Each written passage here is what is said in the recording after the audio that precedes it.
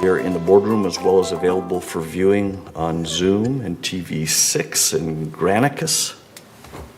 I'd like to start by requesting that those in the room please silence your phones if you haven't already. And I'd like to call the meeting to order. I see that we have a quorum. We'll start today's meeting with our Pledge of Allegiance, led by Director David Veneman. David? Pledge allegiance to the flag of the United States of America and to the republic for which it stands, one nation, under God, indivisible, with liberty and justice for all.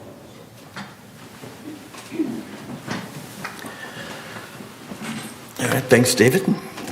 It's now time to approve our agenda. Can I get a motion to approve today's agenda? Reza moves, Andy seconds. Thank you. Any suggested changes to today's agenda? Okay, all right.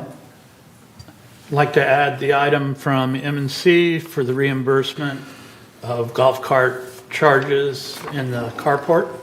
It's item 12. Just give me a page number. Yeah, item 12C, page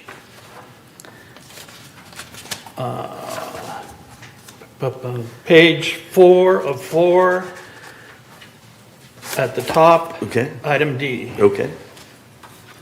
Yes, and so we'll add that to the consent calendar since it was approved by the committee.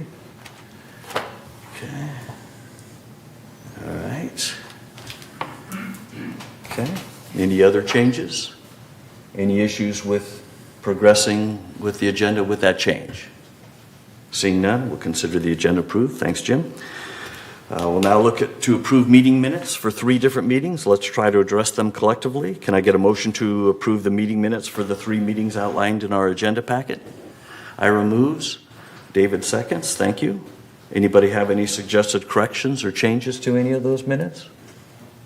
Okay, looking around, seeing none.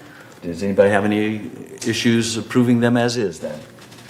Okay, seeing none, we'll consider those 3 meeting minutes approved. Thank you. We'll now move on to the report of the chair, agenda item 5. Good morning, everyone. Again, 3 years ago, a group of concerned Third Mutual members formed the Good Governance Coalition and identified 3 people to run in the 2021 election to fill the 3 director positions that were becoming available. And as a result of that effort, Directors Ira Lewis, Jim Cook, and myself were elected onto the 3rd board. On behalf of the 3 of us, I hope that we've met the expectations that you had when so many of you voted for us. The board terms of Ira, Jim, and me will expire later this year, and I'd like to use this opportunity to officially inform you that none of us will be rerunning to remain on a 3rd board past this October. I plan to run for the VMS board in December, as I feel that my management and process improvement expertise would be more applicable as a member of the VMS board, which oversees the operation of VMS, than they would be remaining on the 3rd board. And so in summary, there will be 3 open positions available to be filled in the upcoming annual 3rd board elections, with no incumbents rerunning to fill those positions. Why am I telling you this now? Because the annual election cycle is lengthy and key dates are coming up. Even though Third Mutual Manor owners won't be voting for new directors until September, in order to prepare, print, and mail ballots, applications to fill one of these 3 director slots becoming available in October need to be submitted between Monday, June 3rd and Wednesday, July 3rd. So you may be asking yourself, why would I want to become a 3rd board director? If you feel that your monthly assessments are too high, well, it's the 3rd board directors who determine what our monthly assessments are going to be for the mutual. If you feel that there are services that you need but are not getting, or services that are being provided that are not needed, it is the 3rd board directors who determine what services are provided for our mutual. If you want to protect your property values, you can rely on somebody else to do it, or you can do it yourself. If you are on the 3rd board, you have better control over community rules and maintenance, which can affect the value of your property. So once again, I'm requesting members to consider joining the third board. If you're out there and are interested in volunteering to revise the services and/or costs of our community, I hope you'll submit an application between June 3rd and July 3rd to participate in the upcoming election for new directors of the third board. And that completes my remarks for today. As always, thank you for listening and thanks for your support. We'll now move on to agenda item 6, which is our open forum. At this time, members may address the board of directors regarding items within the jurisdiction of this board of directors and not on the agenda. The board reserves the right to limit the total amount of time allotted for the open forum to 30 minutes. Each member is asked to speak for no more than 3 minutes. A member may speak only once during the forum, and speakers may not give their time to other people.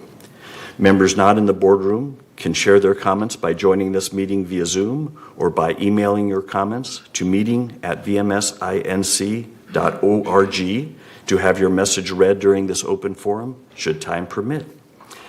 Michaela, are there any requests for members to speak? Yes, we have 2 in-person speakers and then 1 email that I'll read after. The first speaker is J.R. Davis.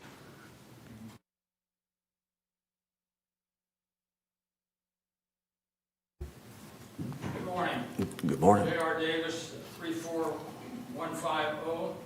I'm PC Club President. And thank you for the opportunity to speak to you this morning. My subject is the GRF Building E space plan.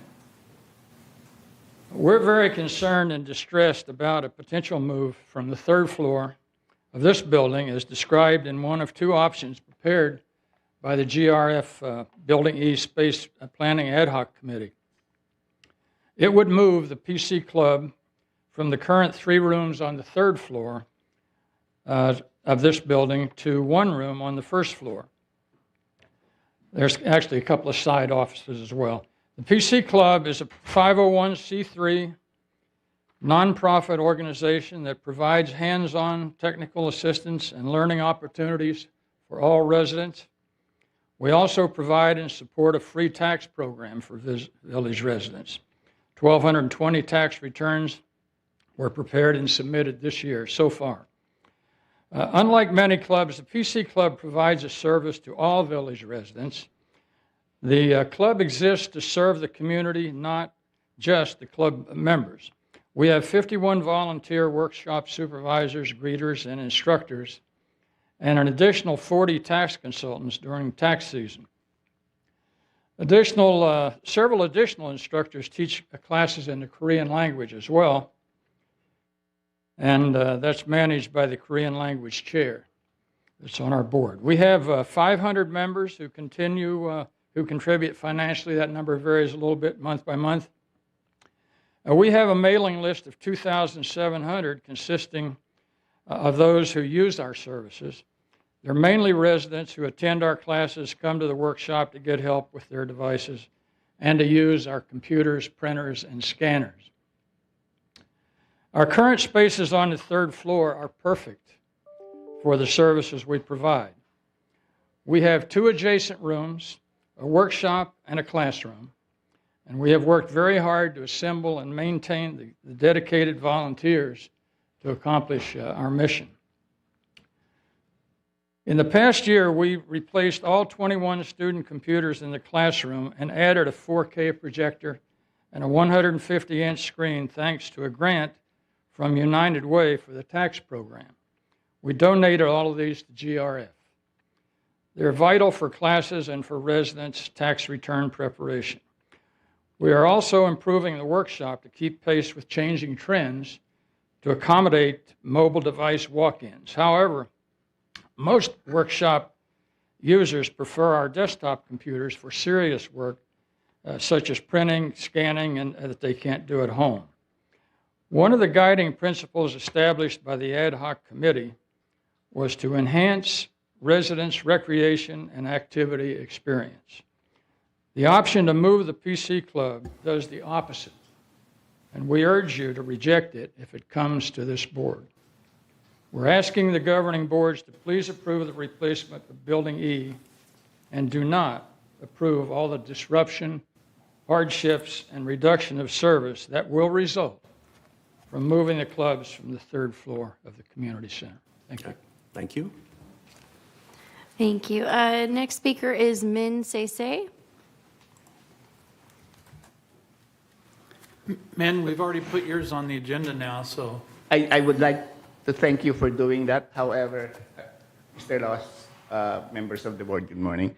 A couple of weeks ago, the owner of the electric vehicle that was charging in our carport indicated that due to his charging problems, he has surrendered his EV charging sticker and will no longer charge in the carport.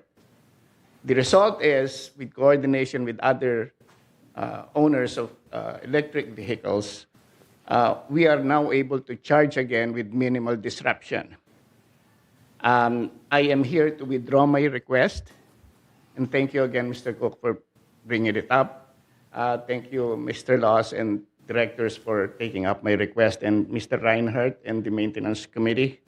And lastly, I would like to thank you, Mr. Laws, and the board members for the constant emails that we receive informing us of what's going on with the board and the community.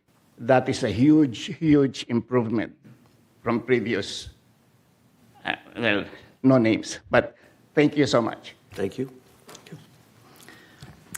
Thank you. Okay. And I'll go ahead and read the email that was sent in to us from Chris Collins, Manor 3306Q. They stated, I am here today with an update on the work of the Foundation of Laguna Woods on behalf of residents experiencing temporary financial crisis. An uncomfortable topic, funeral arrangements. The day that Mary's husband died, she was overwhelmed by emotion and memories. She had to call her children and closest friends. She started to think of what her life would become. This overwhelming swirl of thoughts and emotions was not a time for heavy financial decisions. Yet all of a sudden, she had to make funeral arrangements, and the funeral home wanted to be paid in full before services could be provided. A sudden death without prearranged funeral plans can be emotionally and financially devastating. Yet for many, including Mary, talking about death had been taboo. The next broadcast in the Foundation of Laguna Woods Village's televised series entitled Planning for the Inevitable removes the taboo and discusses the advantages of pre-planning one's funeral. For example, pre-planning can reduce stress, lock in costs, arrange payment plans, avoid conflicts, and ensure personal wishes are followed. What are the key decisions involved in making final arrangements? What are some of the costs involved? What if you have no surviving close family? What can you do? When making such plans, there are precautions we should be aware of.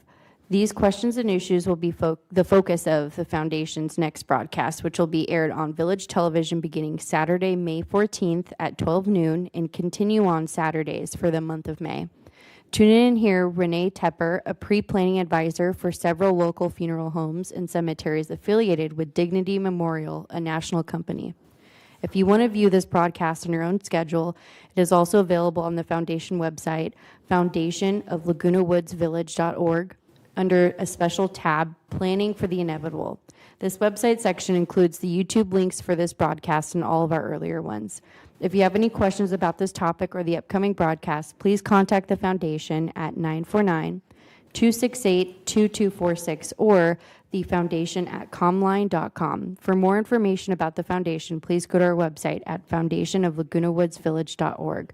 Please note that donations can always be made using PayPal or a credit card on the Foundation website. And that is all for open forum. Okay. Thank you, Michaela. Appreciate that. Are there any responses from any board members regarding the open forum comments? Andy?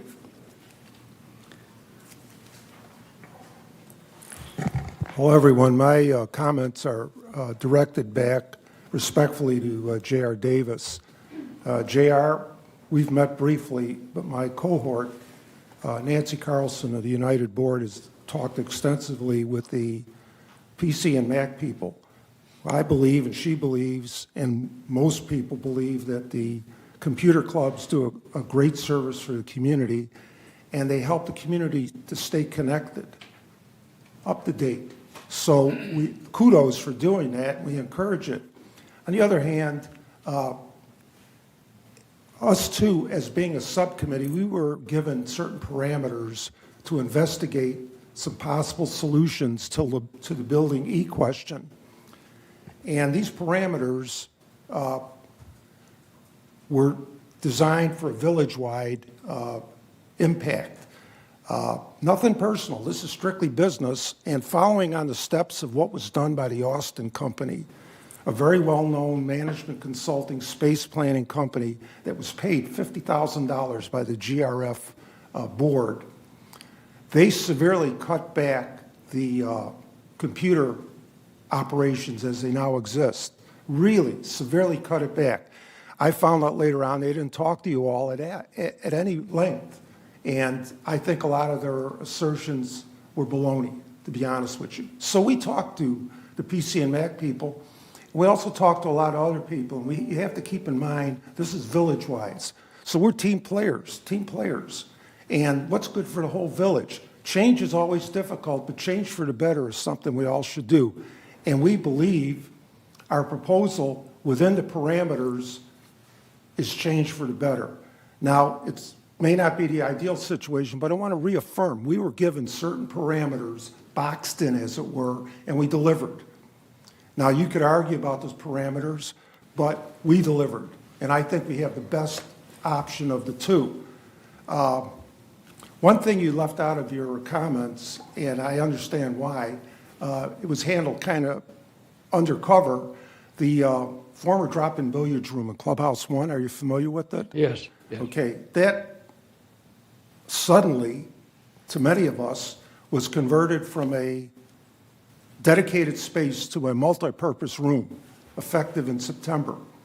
We did not know that when we were doing our calculations and assertions.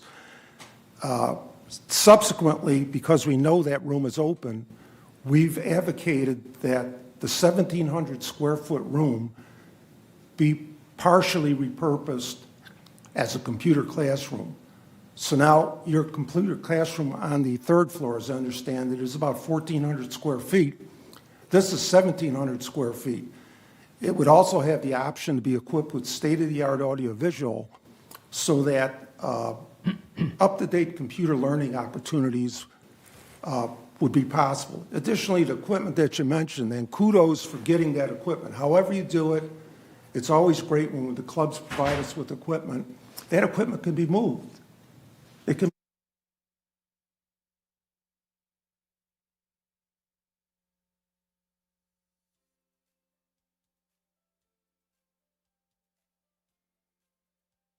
and provide. The thing is, it's not about what you're doing. We think what you're doing is great. It's how you're doing and the construct of the whole village. You know, we're team players, and we were given a set of parameters, which you may or may not agree upon, but we delivered, and as part of that, we gave the computer operations roughly 2,300 square feet versus 3,200 square feet they have now. So it's only a drop of 900 square feet, and I would argue that this computer classroom idea is superb. We can do so many things with that, with computers leading it, and that'll help connect our residents better than we have in the past. So nothing personal, JR, nothing personal. This is all business. We were given parameters and we delivered. Now, there are some options. Whatever happens, I hope that that repurposed Clubhouse 1 billiards room is used for computer training and that sort of thing. I really do. So what I'm saying is our proposal is not, it's not an either or, it's one option. It hasn't been accepted yet, but it was strictly business, nothing personal. We talked to you, and we did a much better job than the Austin people who wanted to cut you by 2/3. So I hope you appreciate some of this. We tried. And keep up the good work, JR. Thank you. May I respond briefly? Sure. Very, Okay, very briefly, please. Okay, I did talk to Nancy for about 2 hours one day. Yeah. Frankly, I'm not sure she heard a lot of what I was saying. Okay.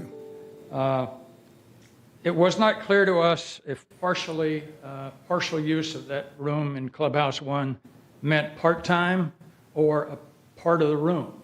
Because, it's a big difference. Now, I'm very familiar with change. I had a career in the military and a career in business. So I've seen a lot of change in my life, and I appreciate that. The thing is, there's always a trade-off also on the cost side between how much money can we save and what are the services we're providing. So that's really the issue here, because we will have to reduce some of our services from what I've been able to see of these proposals. So, that's just a fact. And getting all of our volunteers to keep on going and doing what they're doing, and with all this conflict, it's another big issue. Thank you. I want to follow up. Yeah, Amen. I'm trying not to Let get me into quit- let me a finish this. Let me- discussion. This is not a discussion. All right, let me just finish this. All right. I'm saying that, JR, these changes that we proposed, if you were to do this stuff from today, if you were to build this stuff or set it up today, it would not look like what you have right now. And the ideas about computer training, computer usage have changed. So this proposal, and that's all it is, gives us the flexibility to adopt the latest ideas and thinking. I've spent over 60 years working with I know you computers. do. Thank you. So thanks, no need to discussion. Moon, you had something you wanted to say? I think Building E or any other Building E been discussed for a long time, but the GRF has a lot of facility like Clubhouse 6. Most of the time they are close to the Clubhouse 6. Then they want to build another building. Seems to me they are not utilizing what they have. So we have to looking into all the possibility, what we already have, and are we utilizing them efficiently? And then they just want to build another building, doesn't make sense. I'm a member of a PC club. They are doing a great job, great service. There's no question. We got to support them, whatever it is. But, just like any other room renting, Clubhouse, the PC club has a lot of infrastructure in it. So if you move it, you have to stay there. So we have to be very careful how we're going to move it. Thank you. Thanks. Okay. Seeing no other comments, I'm going to move on to agenda item 8, which is our CEO report. Siobhan, good morning. Good morning. Thank you, President Laws, honorable members of the board. I would like to start with some updates on the current items going on in our community. The first is Clubhouse 1's renovation. The work at Clubhouse 1 is approximately 40% complete and proceeding on schedule for an early September reopening. Per the work schedule, the contractor finished up exterior painting and is working on window and door replacements, and then starting on interior component replacements such as flooring, lighting, and bathroom fixtures.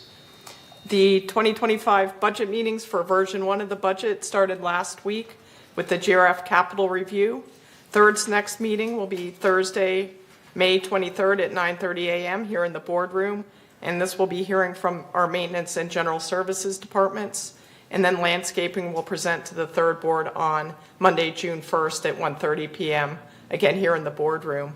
To view the entire business plan budget calendar, you can go to the news tab on the village website. As a reminder, residents are eligible now for full-time employment here in the village, and they may apply for all VMS open positions. Please visit lagunawoodsvillage.com, scroll to the site's footer, and click on careers to view the current openings. I also want to share some excellent April statistics from resident services. Based on more than 8,700 calls, resident services achieved a all-time high 91% answer rate with an average hold time of 53 seconds. These are the best statistics that have been achieved since I've been here in the village.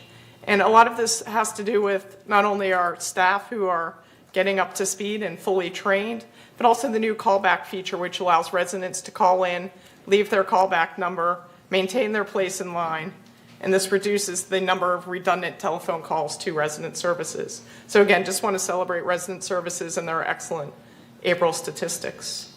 The 2025 reservation lottery is underway. This is how residents and clubs can reserve space for next year. And the lottery information and venue availability is available at our recreation office here on the first floor. Residents can either complete lottery cards by picking them up in the office and completing them, or emailing requests to recreation@vmsinc.org. These are for clubhouses 1, 2, 5, and 7, which are open daily from 8 a.m. to 10 p.m., and the Performing Arts Center, whose hours vary depending on the events that are scheduled there. The completed cards and requests must be into the recreation office by 5 p.m. on June 17th. The City of Laguna Woods is updating its general plan and zoning code, and this is taking place to comply with state housing law changes, as well as intending to update uses to better represent what they are doing in our community. There are 2 areas in the village that are part of the proposal. The first is to rezone rezone Garden Center 1 from high-density residential to open space recreation. This will match the zoning at Garden Center 2. And then several El Toro Water District facilities within the village will be rezoned from residential community to community facilities, public institutional designation. These are properties owned by the Water District and do not contain any manors or common area amenities. Interested parties may obtain notice of the availability of the draft environmental impact report, proposed general plan elements, and Laguna Woods zoning code amendments at the city's website, cityoflagunawoods.org/projects, or pick up hard copies at the city clerk's office at City Hall. And the city is accepting comments on all of the above through June 23rd. These can either be emailed to the address on the screen or sent to City Hall to the attention of City Manager Christopher Macon. And the city will be handling a public hearing later once this process of collecting comments is completed. In landscaping services, an operational performance review is underway. The objectives of this review are to identify and report areas of inefficiency and ineffectiveness within the department, to pinpoint cost savings opportunities, and to determine ways to enhance resident satisfaction. This is about a 6-month process, and again, it just kicked off. The department has also recently implemented quality control software that has been demonstrated at the recent landscape committee meetings. We are pleased to announce that the department has hired a landscape services quality control supervisor who reports directly to the department head and inspects work performed by our ground crews within 1 week of being performed. The goal is to identify deficiencies, plant health, turf coverage, tree issues, and so forth. The supervisor also reports other items that he observes in the field for other departments, such as broken fencing, covered street signs, broken lights, and so forth. The quality control supervisor is Damian Gonzalez, who joined BMS last month. He holds a Bachelor's of Science in Plant Science from Cal Poly and an associate's degree in agricultural science. He has extensive pest control and landscape management background. I also want to touch on the importance of using village tech tools here in the community. First off, though, I want to start with an update on the village website redesign project, which is in process. This includes design concepts, content rewrites, navigation reconfigurations for ease of use, and search functionality. And then we want to encourage our residents to use village apps and website functions like Dwelling Live and the resident portal, as they are gaining greater importance in our ever digital world. In terms of resident technology tool, residents may automate payments using EasyPay. Right now, more than 25% of our members still pay their monthly assessments by check. If all monthly assessments were automated, the annual cost savings would be more than $50,000. Residents can visit LagunaWoodsVillage.com, Residents Financial Services, for more information. Residents are also able to learn how to use tech tools thanks to our partnership with the PC Club. The next training on Village Tech Tools is Wednesday, June 19th at 1 p.m., and that's located in the PC Club upstairs on the 3rd floor.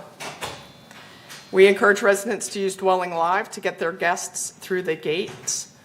This is the easiest, fastest way to welcome friends and family to the village. The app allows residents to send guests vendor passes via email or text 24 hours a day using their smartphones, tablets, or computers. Registering guests electronically for guest clearance can save up to $1.60 per visit. That replaces the call that would have to go to resident services or to one of the gatehouses. You can visit lagunawoodsvillage.com/passes to register or log in. And there are a number of tutorials available on our website for Dwelling Live.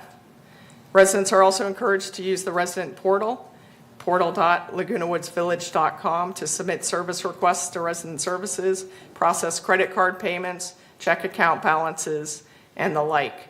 There's a great tutorial on the address shown on the screen before you. What's up in the village is the email e-blast that's sent to nearly 17,000 recipients every Friday afternoon and contains news and events, amenities and activities, reminders and information, and so forth. Residents are encouraged to subscribe to What's Up in the Village by emailing info@lagunawoodsvillage.com. And lastly, we want to remind everyone that if their email addresses have changed, to update those with resident services so we can stay in contact with you as needed. And they can do this by emailing resident services at vmsinc.org. We're also encouraging residents to receive their mandated November and April mailings electronically and help save $7.50 per member. If all 12,000 members were to opt out of paper mailings, our annual savings would be in excess of $90,000. You can make this election using the resident portal or by emailing info@vms.org. Thank you. That concludes my presentation this morning. Thank you, Siobhan. Appreciate that. Are there any questions for Siobhan? Ira? Back on the budget meeting page, June 1st is a Saturday. Let me check that date and I'll correct it in a few. I believe it's the 4th. It should be the correct date. Thank Okay? you. Yeah, thanks. Andy? Hi, Shaban. Nice report. I'm a little concerned about this rezoning of the Garden Center 1. I wonder why it wasn't done in the first place, along with Garden Center 2. Why weren't they zoned the same? I hope that doesn't, personally, I'm in favor of the rezoning, but I hope that that doesn't prejudice the handling. You know, the state has a lot of powers that can usurp what the people do locally. Huntington Beach is faced with this right now. You know, whether or not their proposals are good or bad, I don't know, but Huntington Beach is really being, there's a lot of pushback on Huntington Beach trying to do certain things. And so my point is, do we have a letter of support for the rezoning going to this hearing? The city encouraged it to be rezoned to protect it for the exact reasons that Yeah. you just outlined. So it's moving forward as far as everyone Okay, is so we're on concerned. record saying that we're, Correct. Yeah, of GRF course, has okay. taken formal action encouraging it, and the city's aware of that. okay, one more question that concerns the landscaping review. Kudos on that. Always nice to have another set of eyes to look at what we're doing. Will those potential changes somehow be incorporated into the budget review? Depending on the timing, it would either be incorporated in the 2025 budget or we can make a budget adjustment as necessary. Okay, so the landscaping for Third is coming up June 1st, according to the schedule. Yeah, yes, this operational review just kicked off. Okay. And we're looking at a So it 6-month won't be in horizon. there, but we can talk about it. Okay, all right, thank you. David? Yeah, Siobhan, this is more a comment than a question regarding the resident services April call statistics. 91%, that's really good. As Andy was saying, kudos on that one. And I've actually used the callback feature a couple of times, and it's much appreciated. Thank you very much, Thanks, Dave. our staff. Okay, Moon? Siobhan, not all our residents have access or are using computer or email, right? What percentage do you estimate? Most of our residents are now at least using the internet. I can't speak to how they use it, but most of them are subscribed. Okay, great. Thank you. Again, thanks, Siobhan, for that update. We're now moving on to agenda item 9, which is our consent calendar. All matters listed under the consent calendar are recommended for action by committees and will be enacted by the board via a single motion. Today, per the consent calendar, the board is being asked to ratify the preliminary financials for the month of March 2024, approve one recommendation from the Landscape Committee, and one variance request recommended by the Architectural Controls and Standards Committee, or ACSC. Per the open forum request, we will rescind the addition that was added during the agenda approval.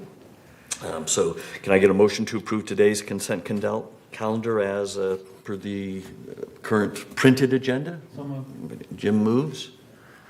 And Ira seconds. Saw his hand first. Thanks, both. Any questions, comments from the board regarding the consent calendar? Any issues with approving it as is? Okay, seeing none, we'll consider the consent calendar approved by consent. And we'll move on to agenda item 10. Agenda item 10 is unfinished business. Today there are 3 unfinished business items to discuss.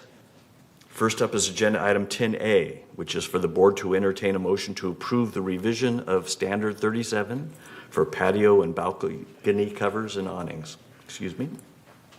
These updates were recommended by the ACSC, and last month the board voted to approve this revised standard forward for 28-day member review and comment. Today, we will be voting as to whether or not to accept this revised standard going forward. Before we proceed much further, Michaela, could you please read the resolution for us? Yes. Resolution 0324XX, revised standard 37, patio and balcony awnings and covers. Whereas the Third Laguna Hills Mutual recognizes the need to amend standards and create new standards as necessary, and whereas the Mutual recognizes the need to revise Standard 37 patio covers and awnings, now therefore be it resolved May 21st, 2024, that the Board of Directors of this corporation hereby adopts revision and amendments to Standard 37 patio and balcony awnings and covers as attached to the official minutes of this meeting, and resolve further that Resolution 03-1918 adopted February 19th, 2019 is hereby superseded in its entirety and no longer in effect, and resolve further that the officers and agents of this corporation are hereby authorized on behalf of the corporation to carry out this resolution as written. Great, thank you, Michaela. Can I get a motion to approve this updated standard, before we So moved. further? Jim moves, Moon seconds, thank you. Are there any questions, comments from members of the board? Okay, seeing none. Michaela, Yeah, there's on page 15. 16, what is that? It's a resolution, too. well, yeah, that's a resolution That's that the resolution Michaela you just just read. read. The way I heard it, so we read 324, not 319. Hopefully, yes, Okay, 324 is the one that okay, yes. Yeah, the 319 is the one that's being overwritten, written or as revised. rescinded. Okay, thank you. Okay, got it. Okay. Kayla, do we have any member comments on this one? Okay, great.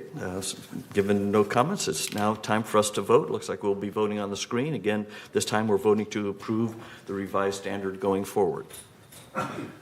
Hello. Okay. Looks like Paul's looking at something. It was there for a split second there, Paul. Mark, Jules' hands up. Oh, Jules, sorry. Jules, your hand is up. My mistake. I missed that. Thank you, Jules. I think he was voting yes. Do you have a comment, or are you voting yes? I'm voting yes. Okay, thank you. Okay. Thanks, Jules. Appreciate that. Okay. Is the system broken? And I don't vote by hand. It popped up there for a second, Paul. Yeah, there's 4 people already voted. Okay. Technology. Nope, There we go. okay. All right. For the board folks, hopefully it's in front of you. You can now vote.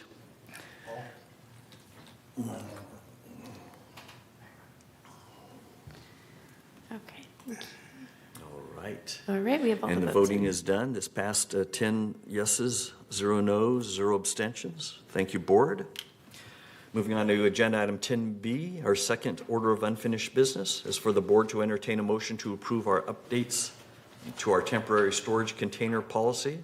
These updates were recommended by the Resident Policy and Compliance Committee, and also last month the board voted to approve this updated policy for 28-day member review and comment. And today we will be voting as to whether or not to accept this revised policy going forward.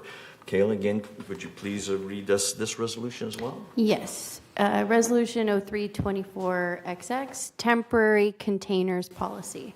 Whereas the placement of temporary containers such as dumpsters, portable storage units, pods, and contractor trailers has caused safety and mobility concerns throughout the village. And whereas the Resident Policy and Compliance Committee has revised the policy that addresses these concerns. Now therefore be it resolved, May 21st, 2024, the Board of Directors hereby adopts the revised temporary containers policy as attached to the official meeting minutes, and resolve further, the safety, placement, and housekeeping of these items are the responsibility of the owner/resident, and resolve further that that third reserves the right to remove or relocate any item to remedy as unsafe condition, and resolve further, Resolution 0318-111, adopted July 17, 2018, is hereby superseded and canceled, and resolve further that the officers and agents of this corporation are hereby authorized on behalf of this corporation to carry out the purpose of this resolution. Okay, thanks again, Michaela. Can I get a motion to approve the updated policy before we discuss it further? Jim moves. David seconds. Thank you. Any questions from board members? This one? Okay, I see none. Oh, Reza? What is the maximum days that a container can sit in front of the unit? At what time they're going to say, well, no more? Is 3 months, 6 months?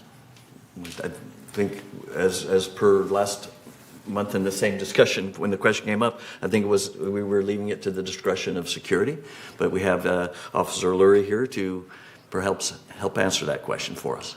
That is correct. The 7 days is the preliminary guideline, and then it's discretionary after that. And actually, while I'm here, if I could add something, Mr. Veneman had a question at the last meeting about with regard to the average number of days a container is on site. And this is a difficult thing to track because the folks don't tell us when they've removed the container. We do a follow-up. We send someone out to make sure the container's been removed, but we don't have a concrete number to provide to you. What I will tell you is that the majority of the time that container is gone within the 7 days, so the average would be 7 days or less. Yes, sir. Thank you. All right. Does that answer your question, Reza? No, I still don't know what the maximum, at what time we decide that, the time is too much. It's 3 months, 6 months, because people do remodeling and sometimes it takes a long time, but there should be some understanding what is that length of time that a container can sit on the street. Okay. I don't know still what the answer is. The answer is that it's at the discretion of security, so it could be a year. It could be or as more. long as 6 months, a year. That's my understanding. Well, as long as we know what the requirement is. Yeah. Okay. Moon? I'm planning the major remodeling, and I asked my, contractor. They said when you take down, that's why you need a container. After that, they don't need it. So about 7 days is plenty for them. And so I go along with the 7 days. I was concerned that, the major remodeling take about a year. So I don't know, 7 days may be not enough, but, they said it's good enough. Okay, thanks. All right, any other comments? Okay. Any member comments on this one? Okay. All right, given that, we are now at the voting stage. Again, we're voting thank you, Officer Lurie. We're voting as whether or not to approve this revised temporary storage containers policy.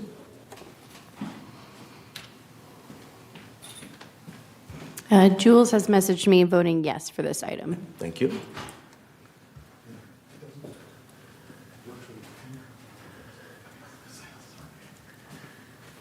Okay. I think we're waiting for Andy. Andy, thumbs up if it's not working for you. There you go. Okay. Voting is done, and this also passed 10 yeses, 0 noes, 0 abstentions. Thanks, board. And moving along to our third and last order of unfinished business, agenda item 10C. It's for the board to entertain a motion to approve updates to our internal dispute resolution or IDR policy. These updates were recommended by the Resident Policy and Compliance Committee working with our legal team. And last month, the board voted to approve this updated policy forward for 28-day member review and comment. So today, again, we'll be voting as whether or not to accept this revised policy going forward.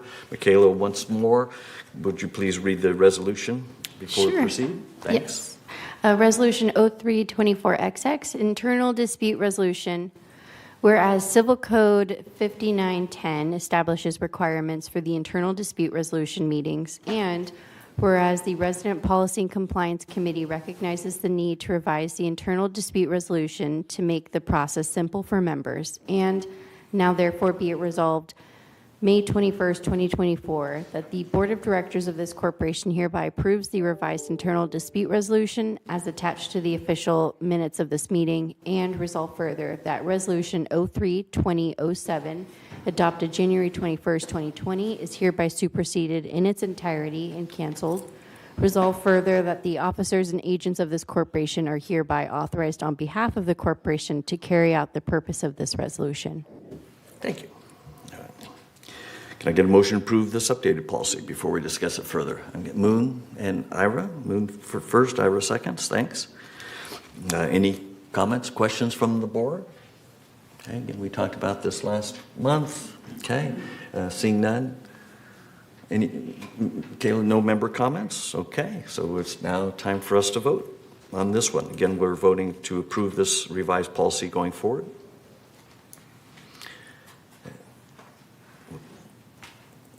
Okay, got a movie playing. All right. And Jules is abstaining. Okay, thanks for that.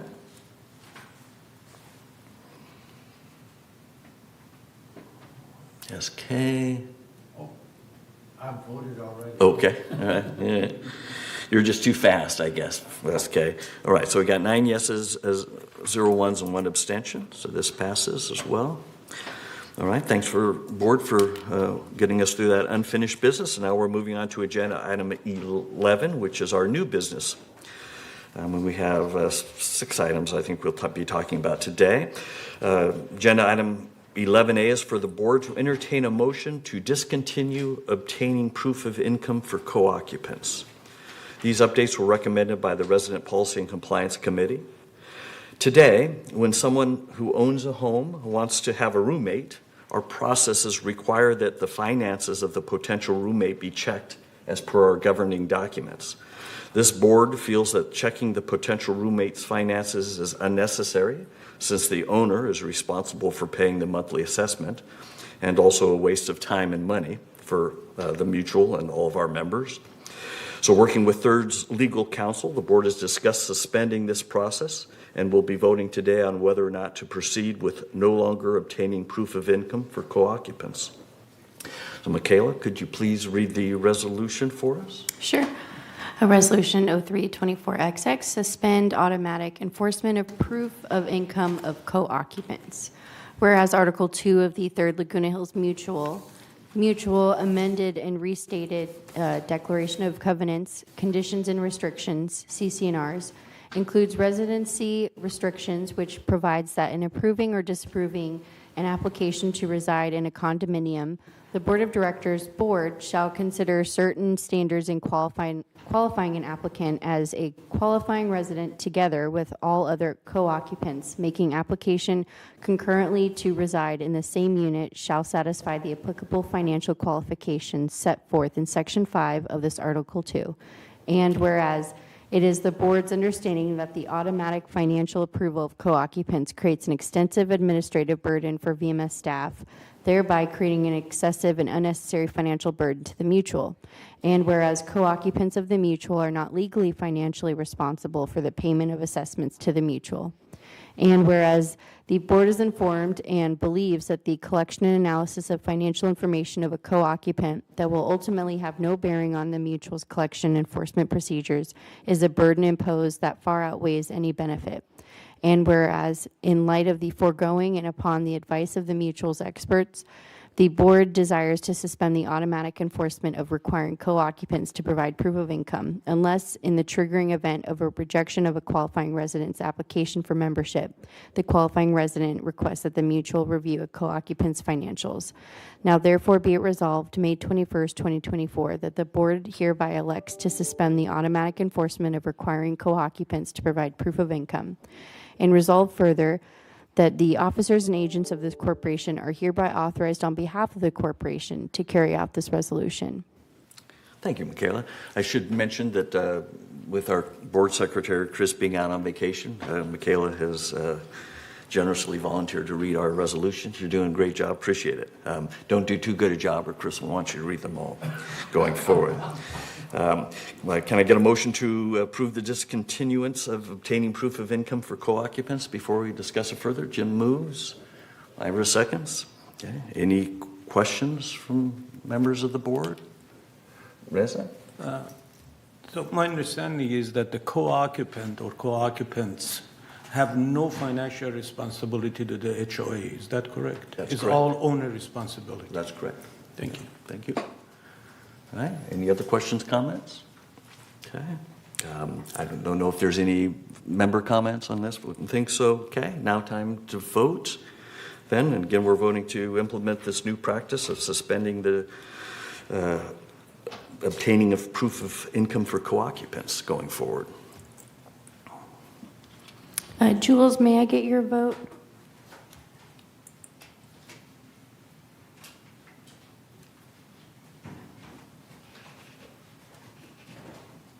I vote yes, I'm sorry. Okay. I thought I did. Okay, thank you. Thanks, Jules. Okay. I forgot to hit enter. Okay.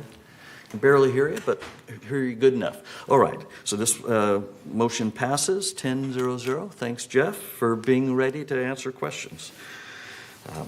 And we will move on to agenda item 11B, which is for the board to entertain a motion to approve the revision of Standard 47 for bathroom splits. These updates were recommended by the ACSC, and today we will be voting as to whether or not to submit this updated standard forward for a 28-day member review and comment period. Does anyone from staff have any opening comments for us regarding this updated standard? Good morning, Alan. Good morning. Just a quick summary overview. The old standard had specific requirements as to sizing, types of piping, which became cumbersome. Rather, we're deferring to the member must meet whatever is current in code, so allowing them that flexibility. We also defined what exactly is a bathroom split when somebody applies for it, so there's a little more clarity there. And we've also provided a sample floor plan to make it easier to understand what is involved and what that may look like.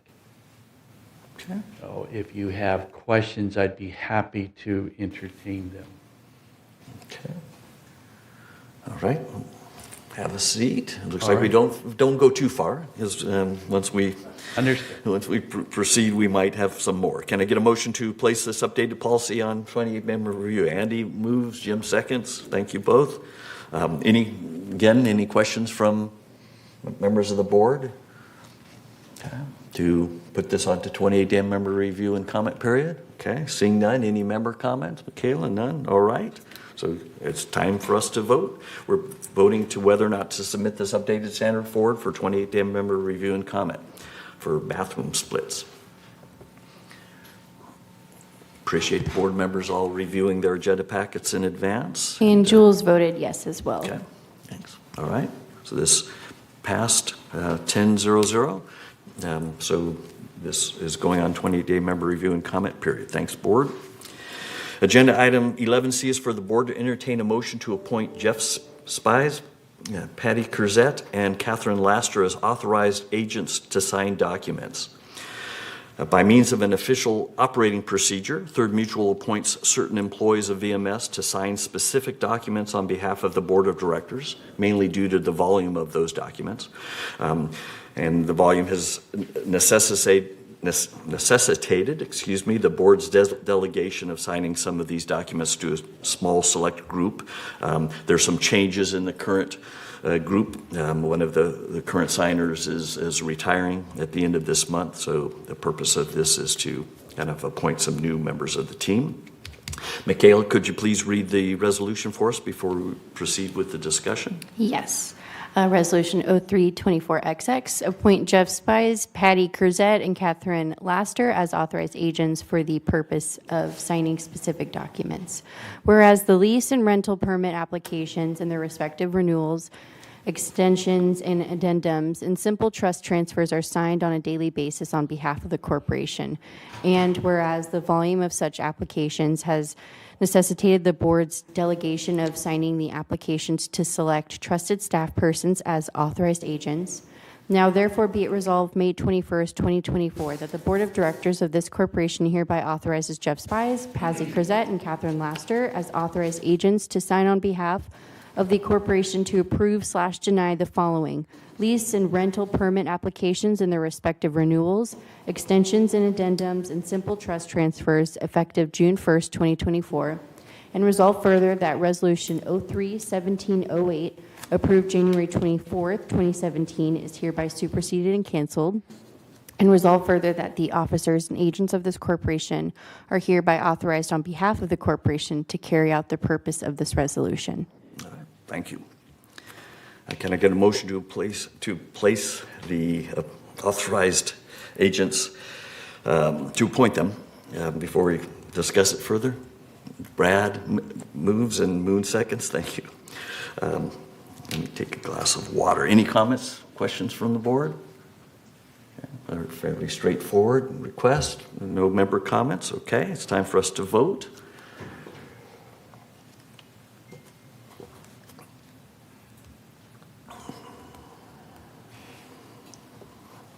And Jules voted yes for this item as well. Thank you. All right. So this passed 10 yeses, noes, and no abstentions. Thank you. Moving on to agenda item 11D is for the board to approve updated committee assignments. There's one change this month, and that is to replace Peggy Moore with new director David Vieneman on GRF's Select Audit Committee. Can I get a motion to approve the updated committee assignments before we discuss them further? Ira moves, Brad seconds. Thank you. Any questions from members of the board? Okay. Seeing none. Any member comments? All right, just making sure. Time to vote on whether or not to approve these committee assignments.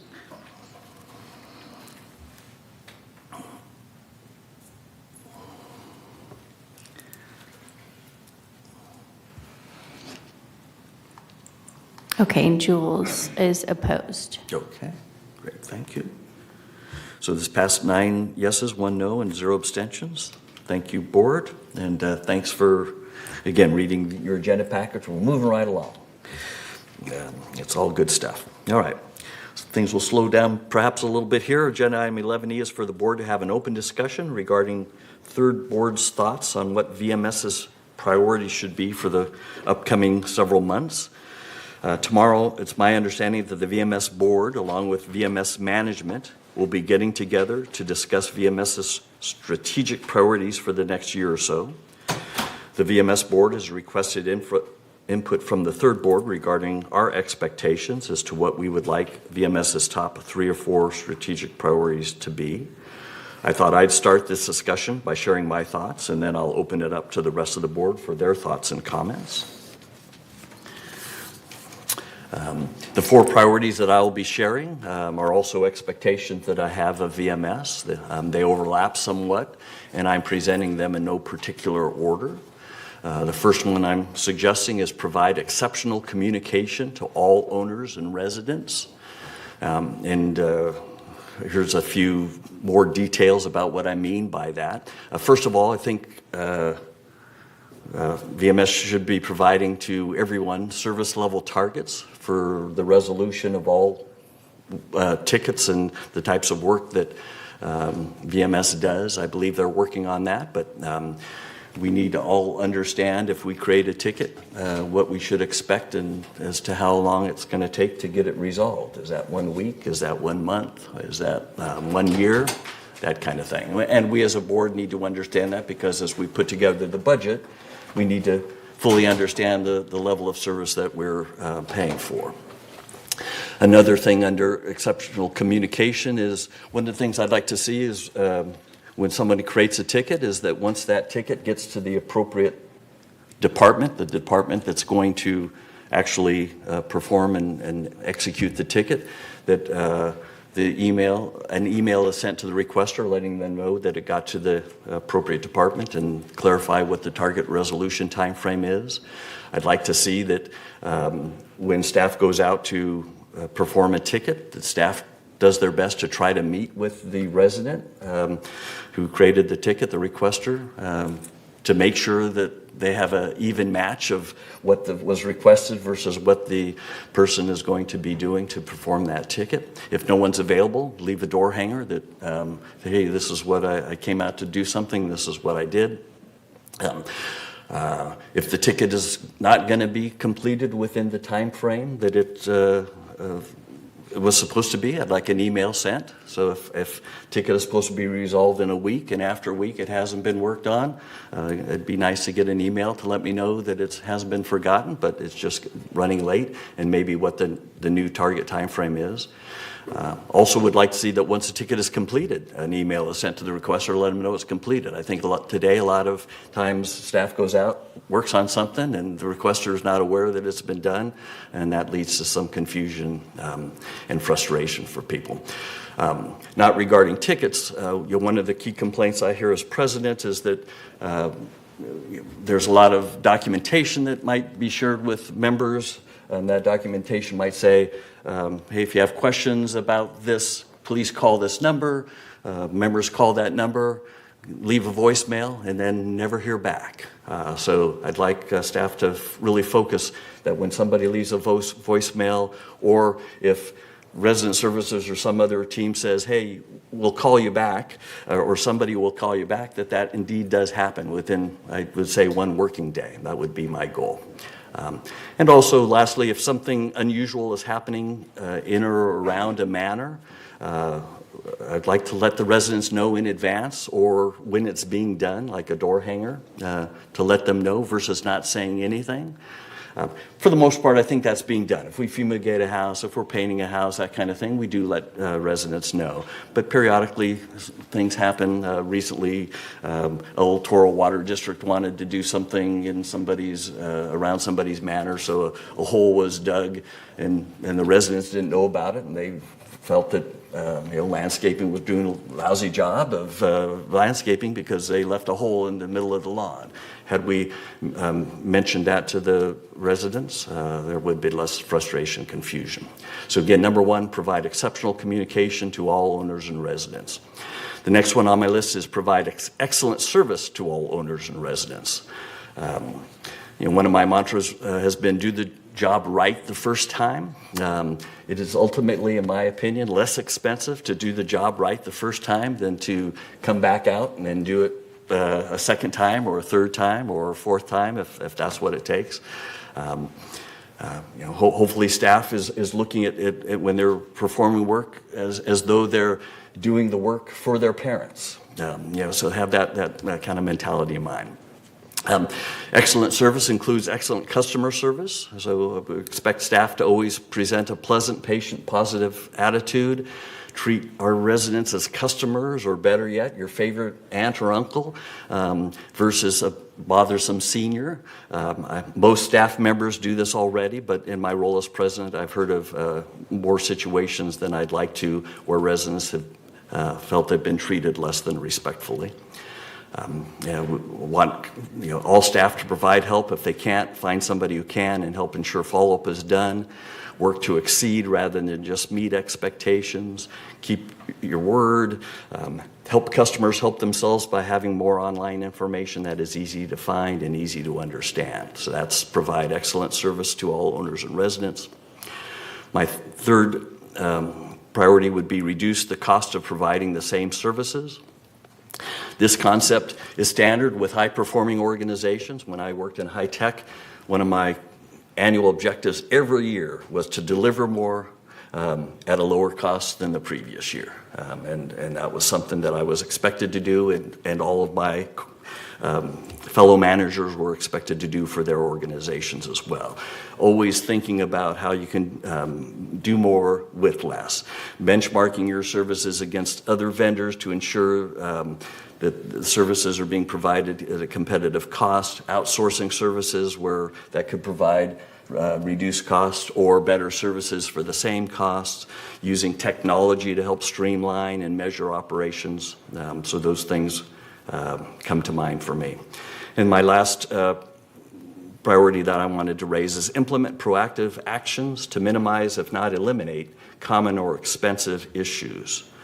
So I would expect staff to be analyzing tickets to identify common or really expensive to the mutual issues, perform root cause analysis to determine what situations are causing those issues, work with appropriate experts to identify and implement corrective actions, and similarly to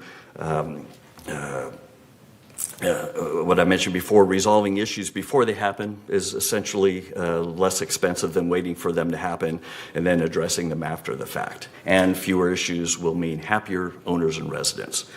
Now, again, I realize some of these are already being worked, and I appreciate that, and I hope that they will continue to be worked aggressively. I also understand that it's possible that my asking VMS to focus on these things, or us asking VMS if we so choose, might cost more money than we're currently paying. If that's the fact, or if that is the case, my expectation would be that VMS would bring recommendations forward regarding how these could be addressed, how much it would cost, and let the board decide whether we want to spend the money versus not doing what we're requesting and asking for. So those are mine. And now I open up to the rest of the board to make their comments and share their thoughts. Andy? I apologize. I have a written version of this with all this paper, I neglected to bring it. Okay. I will get that to you. All right. Building on a background of strategic planning and also as a manager consulting, advocating strategic planning ideas, I've come up with a few things. And based on my observation and interaction with all the stuff that we see, I've got a few. The first one, and drawing on my accounting background, accounting is the language of business. I believe, and this is how I've written it, implement standard direct cost system to manage man-hours needed to deliver specific goods and services, deliverables, aggregated at a meaningful level, both for internal improvement and for mutual benefit. We do have a lot of cost accounting information, and the thing that seems to be driving it is man-hours. So the guts of the system is there, and I'd like to see it improved. Secondly, add key performance indicators, KPIs, for labor utilization and other labor effectiveness measures. In this particular organization we have here, it's a service organization, so it's based on hours billed. And we have so many available hours, productive hours. How much of that do we bill out? How can we increase the number of productive hours? Next, we go on to specify for mutual budgeting and reporting the required VMS labor input and man-hours by major activity for services contracted for on an annual basis. So really, third is buying hours for delivery of services and products. So we need to know what's involved. For example, our budgets are based on a certain number of people being on board. You know, we have, I think 16, was short 16 people, something like that. Well, our budgets are based on us having those 16 people. Well, what happens when we don't? Something's got to give. And for example, if we find out that, and I'm just pulling this out of the air, we need 40,000 labor man-hours to do the mowing, and now we only have 36,000 available, for argument's sake. What does that mean? So I think it's important to know for budgeting and reporting the hours that are involved. Next, implement rationale with mutual input to allocate available man-hours output when there is a labor shortage versus what was budgeted and contracted for. In other words, I believe the mutuals ought to be involved in redirecting VMS resources when there's a shortfall. So prioritization, that's what it is. And I think the mutuals need to be more involved in it. Next, and this is a board design thing, establish board-level committees to leverage board expertise and availability.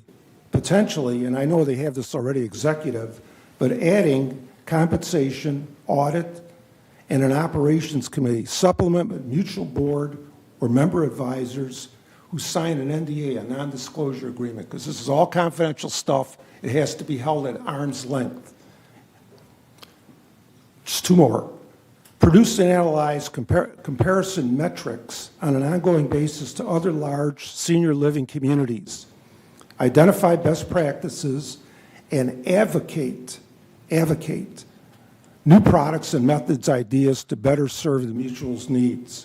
Right now, it seems like the mutuals are being expected to come up with ideas. We're amateurs in this stuff. We really are. So we want the professionals to come up with some ideas, and then we'll talk about it. Finally, develop a facilities master plan covering 3 years out or more to optimally configure, use, and add to the physical facilities inventory throughout the village.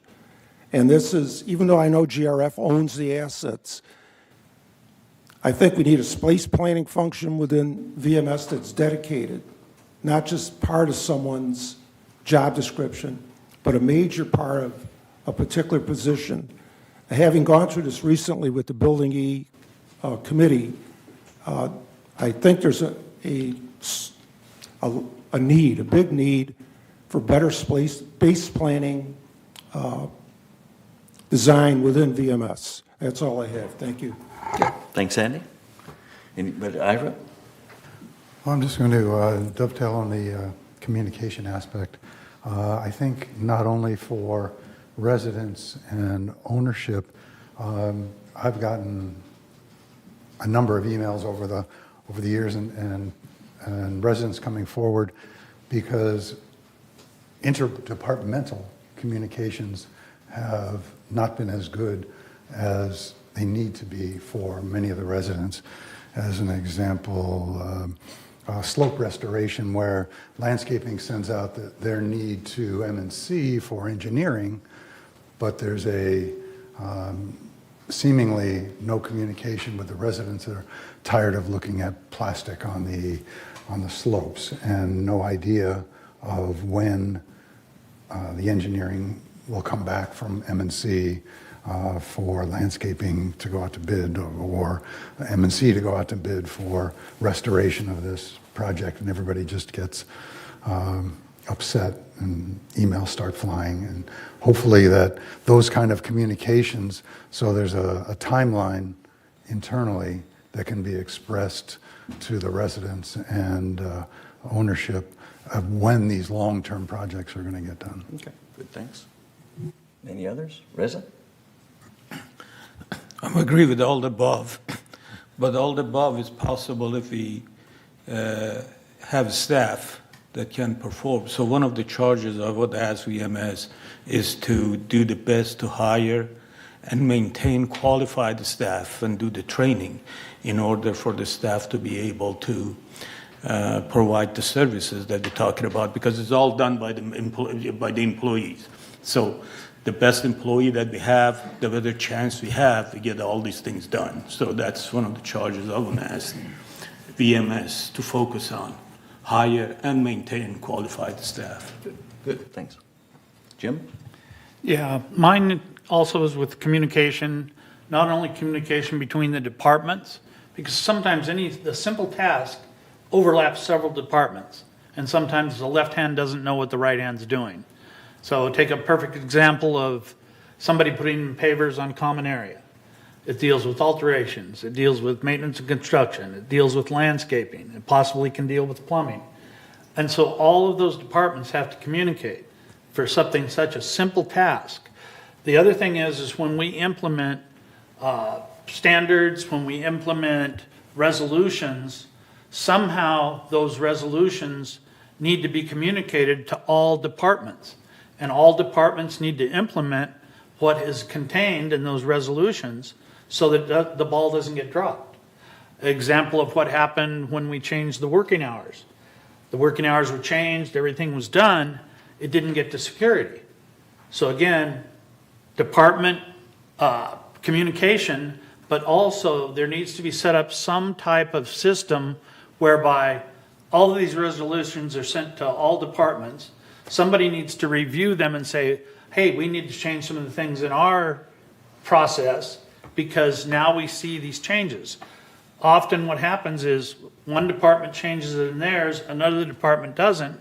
And so then there's a conflict when a member goes and says, well, I want to do this. And one department says, oh yeah, you can do that. The other department says, oh no, under our thing you can't, but it's because they haven't updated what's transpired. Okay. So again, communication is by far the most essential thing for VMS to increase. Okay, thanks. All right, good.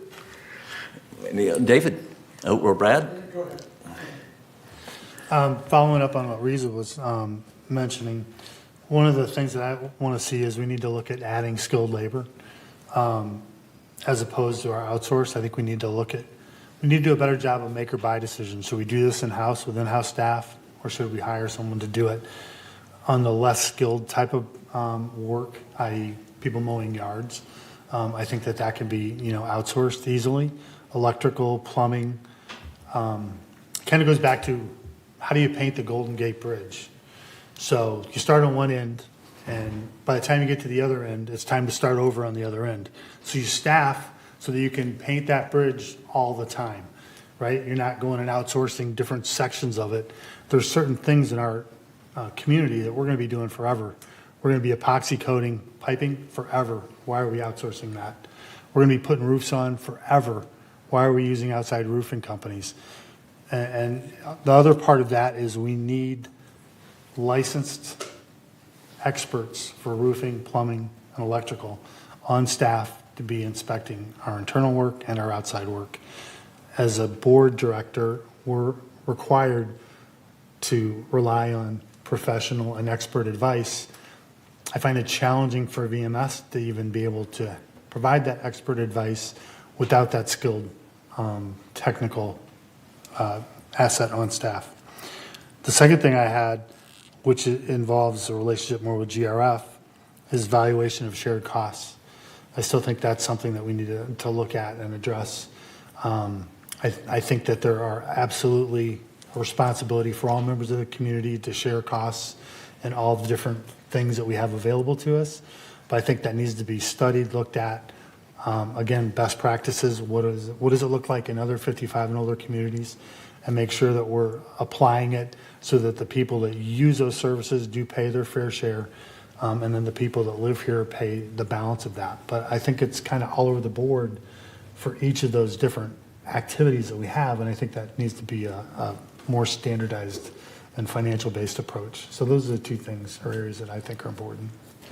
Good. David? I've got three things. The emphasis that VMS has been placing on metrics and QA in the past year, I think are welcome, and I think they're gonna serve us all well going forward. I'd like to see more benchmarking. Going back to Brad's discussion of the buy versus build decision, benchmarking expected internal cost versus external cost certainly makes it easier for us as a board to evaluate recommendations that are made. The third, again, is communications, a recurring theme this morning. Catherine gave a report to the VMS board several weeks ago in which she pointed out some pretty favorable survey results that they'd taken as part of their QA initiative. But she made a point that I think is well taken. She said the highest number of complaints that VMS gets relate to people simply not understanding how the process works. And I thought that was a very interesting inclusion in that report. And I think that is probably the one area that VMS could really profitably devote some effort in its communications process. It need not be elaborate. It need not be as expensive. It could be as simple as a PDF brochure that's attached to a ticket confirmation email that basically explains for a non-emergency item, it's going to take 30 days. Just a simple matter of managing the customer's expectation at the outset, and that's certainly something that that I would very much like to see. And it's no more expensive than a little bit of graphic design, a little bit of writing to attach something to the email that the resident will open up and read, and at least get some idea of what's going on. Thank you. Thanks. Moon? Communication is very important, but how you do communicate. One is a lack of communication is a really problem, but how you communicate. A lot of residents, and even we are representing residents, when we go to some of our BMS employee, they don't treat us as customer is king. They are the king, we are the minnows. If that kind of attitude continues, it's not going to go very well. Okay. So we have problem with that, I think. Second one is when we have open bidding, whenever we have contract, we are asking BMS to bring it, let's say 3, 4, 5 bidding to us. That is not real open bidding. We are going bottleneck BMS. They are doing open bidding. They may bring, sorry, but it's my suspicion. And let's say I got one brother, one cousin, one my neighbor, 3 biddings coming in. They all do that. So it's not open bidding. So that kind of system is not go very well. And then another one is,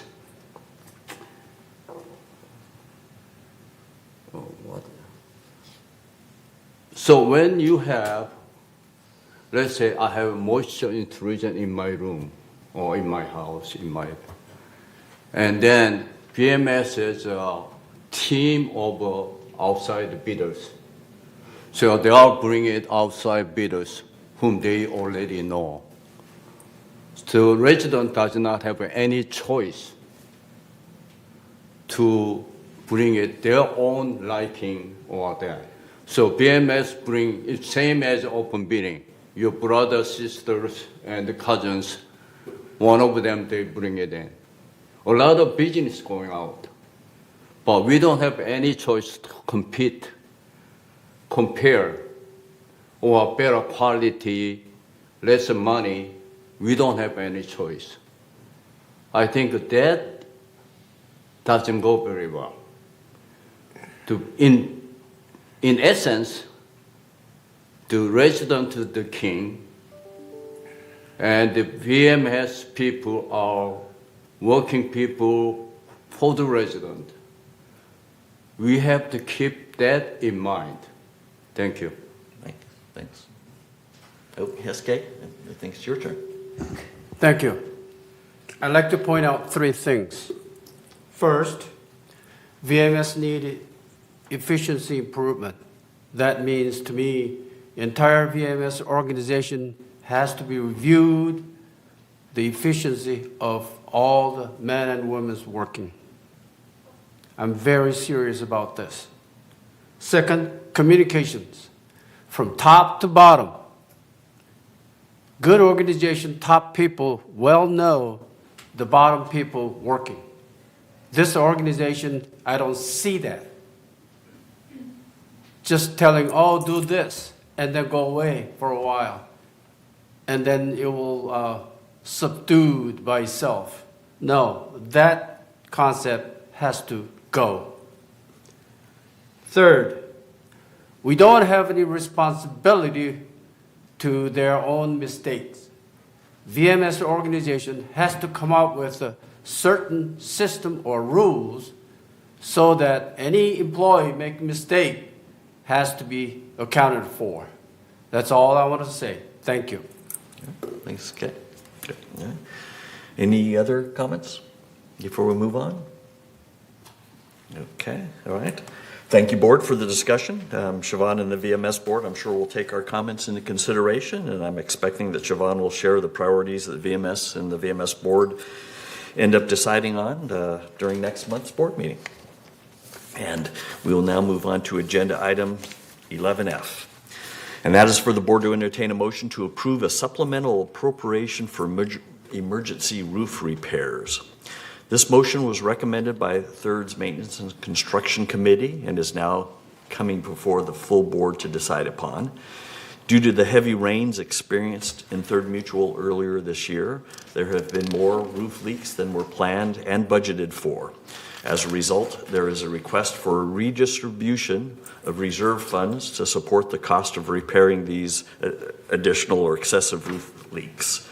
The supplemental appropriation does not affect our monthly assessment, but is simply to authorize staff to use some of our over $20 million of reserve funds to pay for the repair of these unexpected roof leaks. Before we move too much further, I'm asking Michaela to read our resolution, please. Sure. Resolution 0324XX, excuse me, supplemental appropriation for emergency roof repairs.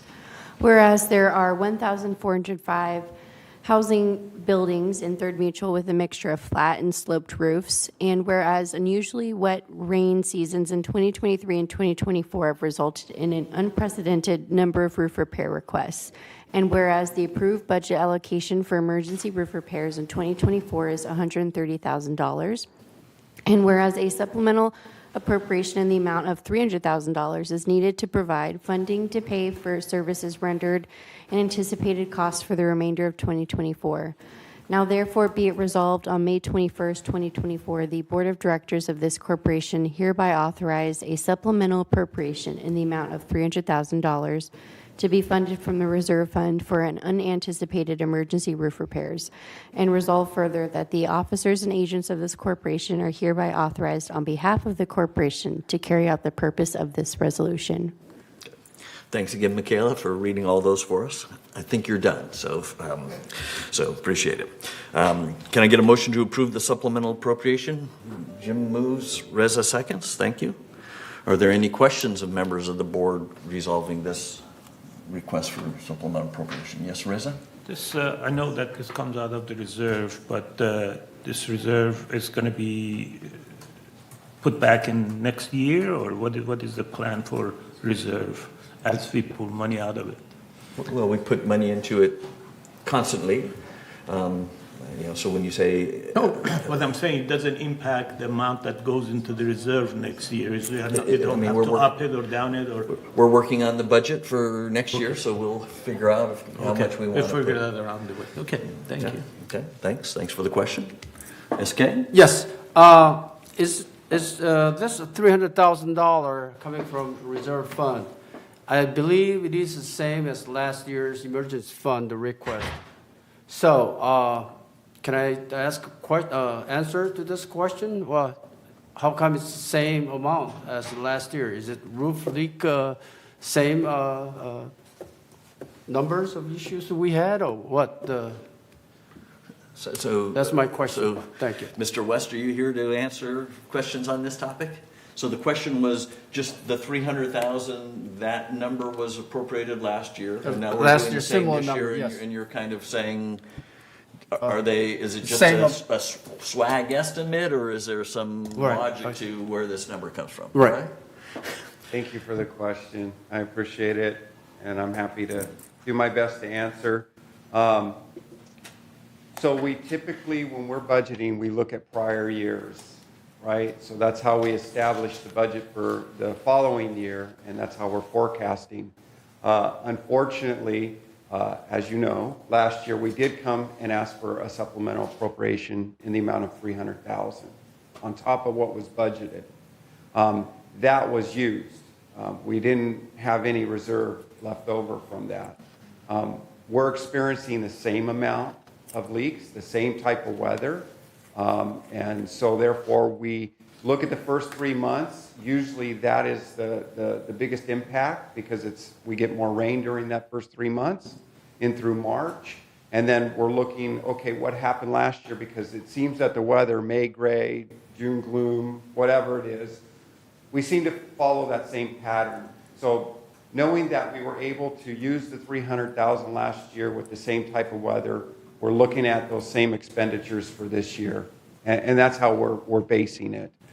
This is forecasting. We don't have a crystal ball. I don't know how many leaks there's going to be, but we are predicting that this year will be the same as last year, and that's why we're asking for that amount. If it doesn't turn out that way, great, you spend less money, but at least we have that money available if it is required. Or if it turns out worse, you'll come ask for more. Well, let's hope it doesn't. Understood. SK, did I answer your question? Not quite. Then why didn't we appropriate the $300,000 more on this year from last year, because it's the second year with consecutive appropriation? And also, is this only for,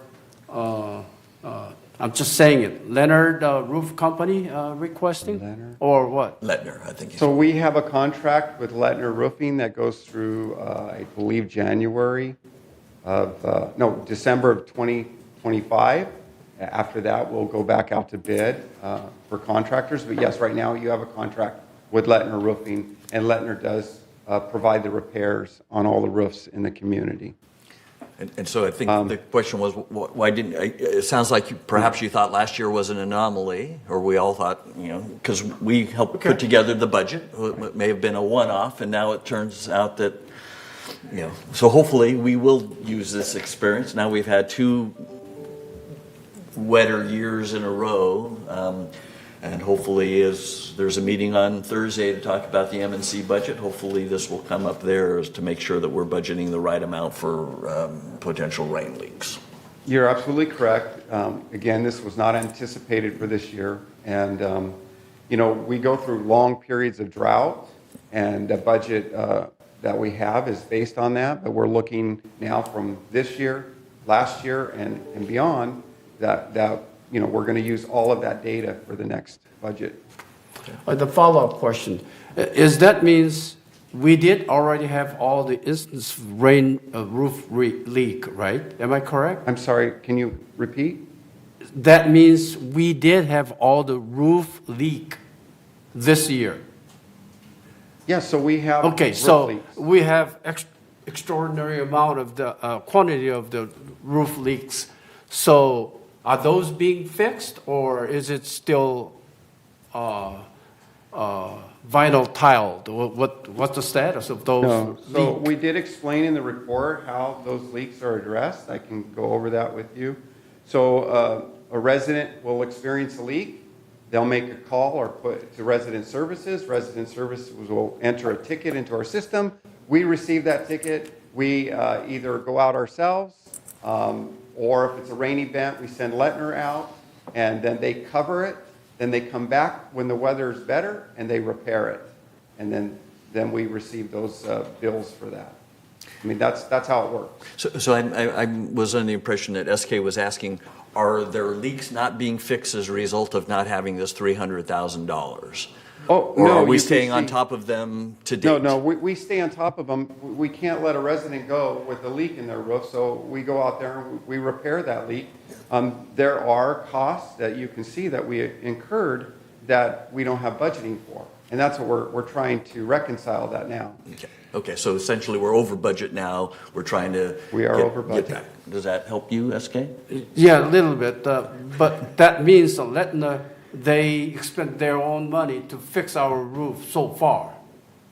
Yeah, so Is that Lettner what you're always saying? spends their own money to fix the roof. Then they bill us for it, and then we pay them back. Okay. That's how contracting works. Yeah. Okay, thank you. Andy, it looked like you had a question or comment? Yeah, I think we're talking in part about preventative maintenance. And so, you have a leak and you address it. There's a plus to that because it does extend the life of the roof somewhat, you would think, to some degree, Guy. Is that correct? Yeah, so. A repair is not just money out the door. There is actually a benefit in that you address some physical product but I'm a little concerned about moisture intrusion. So leaks cause moisture intrusion, correct? They can, yes. They can. Correct. So all these leaks, it's not related, I guess, but all these leaks, are they resulting in more moisture intrusion? So the lids mostly, so if you have a leak and it drips onto your drywall ceiling, then that area would need to be cut out and replaced. And I know the longer, the worse it gets. So Right. a leak is good in a way because you have to address it versus being something sinister happening over and over. I'm just wondering, we going to see an increase in moisture intrusion expenses because of this? You'd think you would. I'm not aware of what they're budgeting for. This may, Okay. depending on the amount of leaks that they have with plumbing and other issues that, have moisture intrusion, so. Okay, so there could be an effect It related. could be an effect, but I don't know. I'm sorry, I Okay, don't have that fine. answer. Thank you. Yeah, I would expect, as you say, that it is would be some impact. My understanding is that moisture intrusion are paid for out of our disaster fund, which is very large currently. So they probably won't be asking for more money to come, but we'll see. Anybody else? Moon? Yeah. What the cause of a leak or roof leak? Is that a lot of people I saw, they put the solar panel or whatever that they break the roof and even the solar tube and all that. Is that the leak or our building is getting old? We have problem with it? So Or- I'm sorry, go ahead. Go ahead. No, we do track. So we're tracking the leaks, we're tracking the buildings. We're looking at when those buildings were replaced last, what's the age of the roof, what is the damage, what's causing the leak. We look at all of that. We pull a lot of this data together so that when we're looking at the roofs, when it's time for replacement, that we have this data to support whether it needs to be replaced or not. Right now, we are experiencing, there's two types of roof that I noticed the cost is much higher than a lot of the other roofs. So one of those roofs is the lightweight tile roof.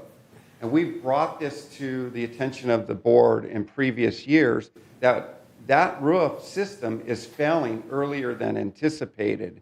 It was, put on 20 years ago. They thought it would last 30 to 40 years, and it's not. It's failing. That system is failing. That's one of the areas. So what we've asked the board, and what we brought to the board was, look, we recognize that these roofs are failing early, so we want to start the replacement program earlier. And at that time, the board decided to remove some funding from the PVC roofs that we're putting on and redirect some of those funds so that we can start on the lightweight tile roofs. One of the other things that we're noticing on the concrete tiles, which is a normal weight tile roof, the underlayment is failing. So when we go out there, the tiles are fine, but when we peel those tiles back, we notice that there's a felt. That's the industry standard for a slope roof underneath these concrete tiles, is they put this felt. That's the moisture barrier. And that felt is failing on a lot of these. And so that's what we're finding when we go out there. And it's on a few style of these types of buildings. It's not on every normal weight tile roof, but what we're identifying now through collecting this data is that we have the Seville style and the Catalina style is really where we're looking at this problem with the felt.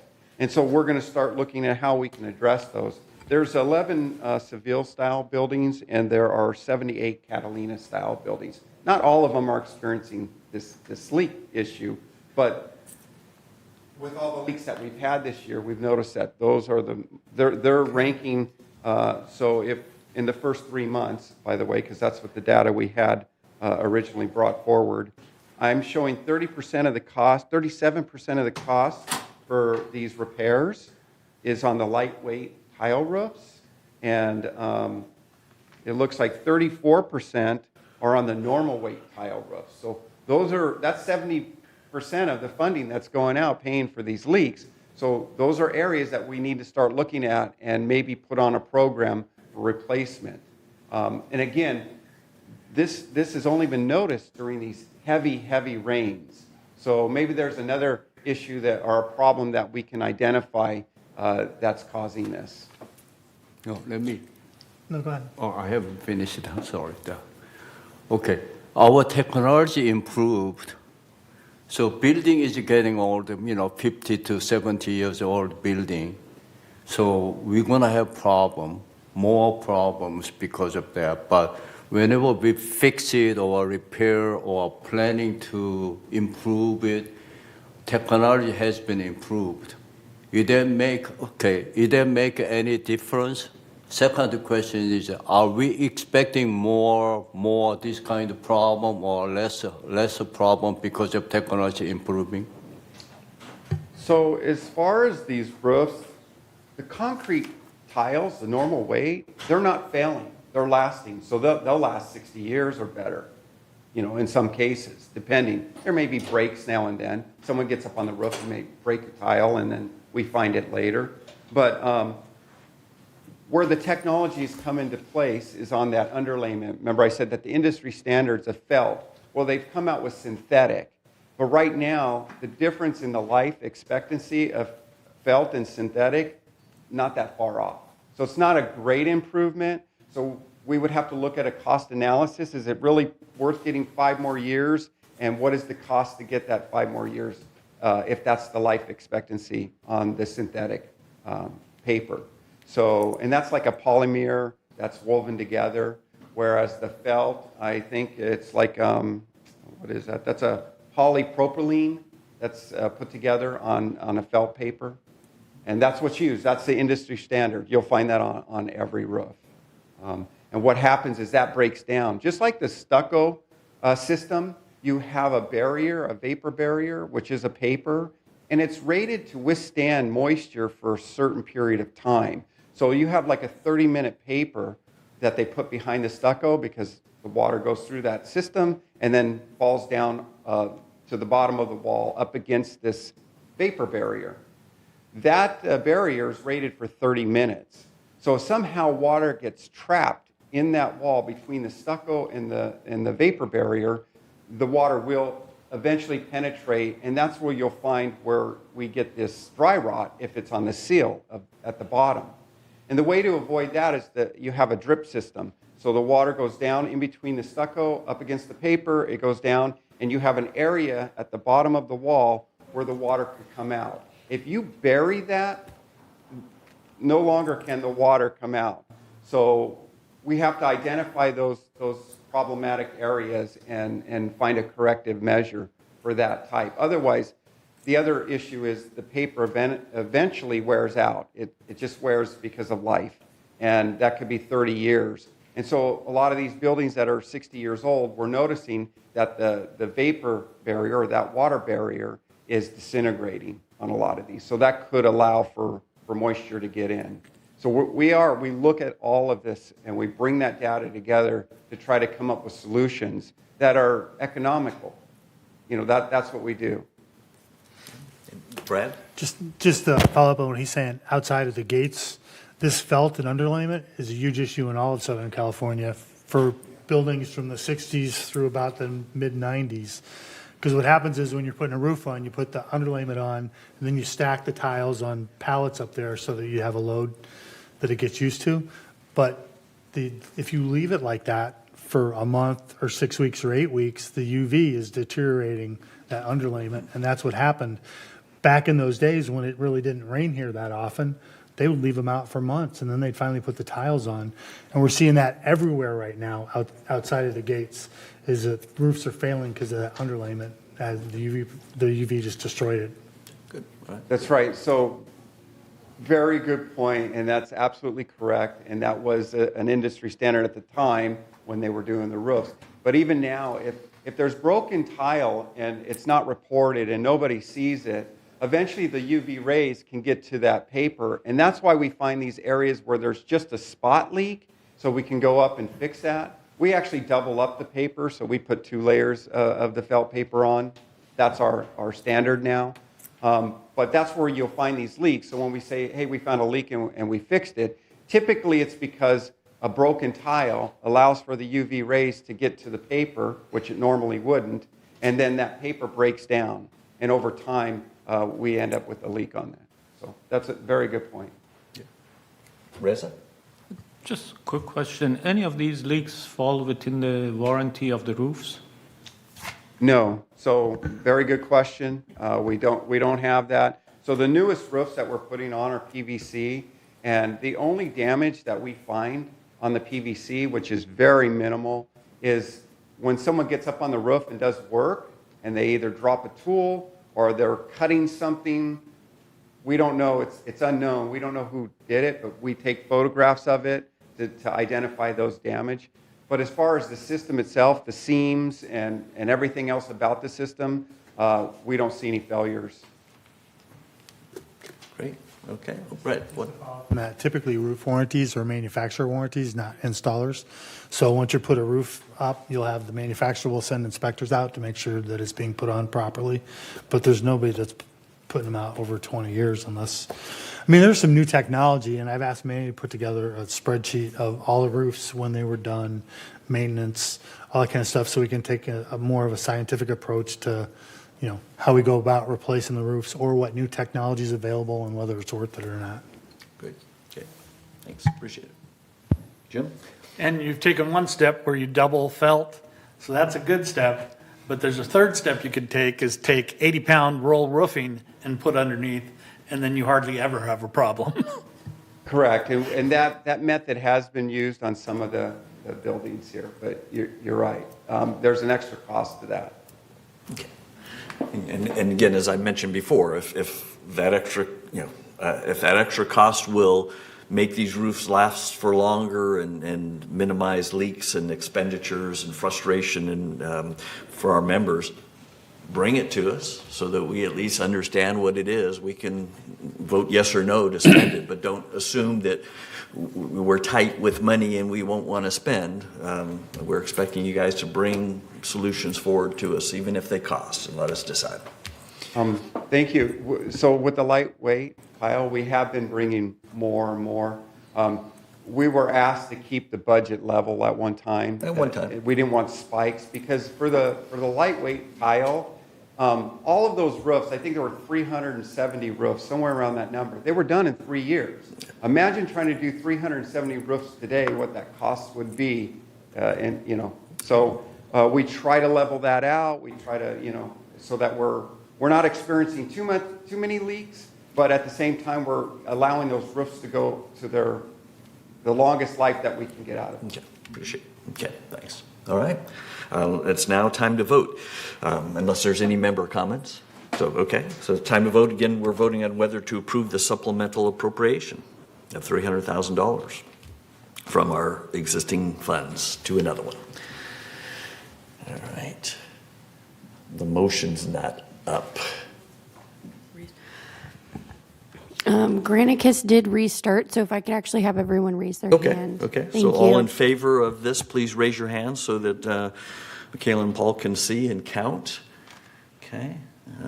Okay. And so looks like everybody, SK, you voting no? No? Okay. And- Okay, SK, you're voting no? Okay. Okay. Yeah. And Jules, are you voting yes? Yes. Okay, Somebody thank has you. the right screens. Yeah, so we're good, I think. All right, so if I understand correctly, we're 9 yeses, 1 no, and 0 abstentions. Okay, that's fine. Okay, excellent. Thank you. Thanks, board. We've finished our new business. Now we're moving on to agenda item 12, which is where this board will share our monthly committee status updates, starting with a report of the Finance Committee. Andy? Okay, Michaela, we all set on the slides? Yes, I'm pulling it up right now. Okay. The first slide we're looking at is a very high level, it's the top level, in fact. Look at the operations by itself, and it shows that revenues were roughly 10.9 million. Non-assessment revenues were roughly $1 million for a total revenue of 11.9 million. Total expenses were 9.6 million, so that left an excess of revenue over expense of 2.3 million. Okay, move on to slide number 2. Slide number 2 actually deals with the operating statement, so it's a subset of the first slide. And the operating fund shows a surplus of $173,000 through the reporting period, the 3-month period. The chart shows how much of our revenue went into operations, with $6.94 million coming in from assessments and $651,000 coming from non-assessment revenue. This is compared to operating expenditures, expenses, if you will, of $7.41 million, and that excludes depreciation. Next, we go to slide 3. Slide 3 takes the full income statement and compares those results to budget. We can see that third ended the period worse than budget by $505,000 when combining both operating and reserve revenues and expenses. And the reason that happens is that reserve expenditures tend to be tied into the weather more than operating expenditures. And a lot of it is timing, but there are some other concerning items which we'll cover later. Next, we move on to slide 4, which is the variances from budget.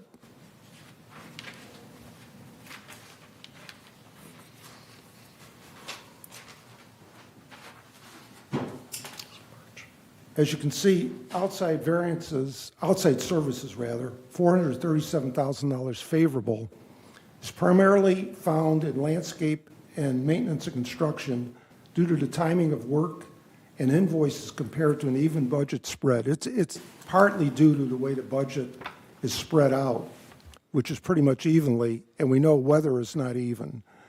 Impacted programs include prior to paint landscaping, preventive roof repairs, tree maintenance, and copper pipe remediation.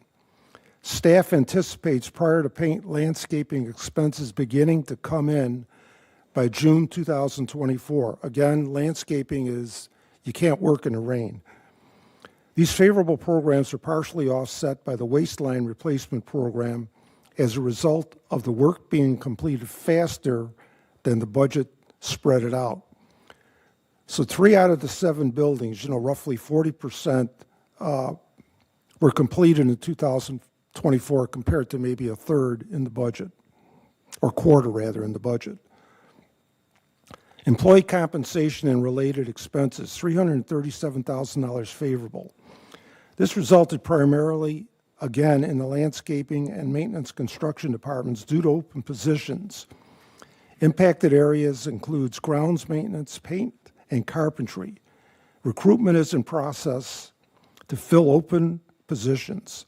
Grounds maintenance contracted shrub bed maintenance to outside vendors for the pruning weeding cycle as they continue to fill open positions.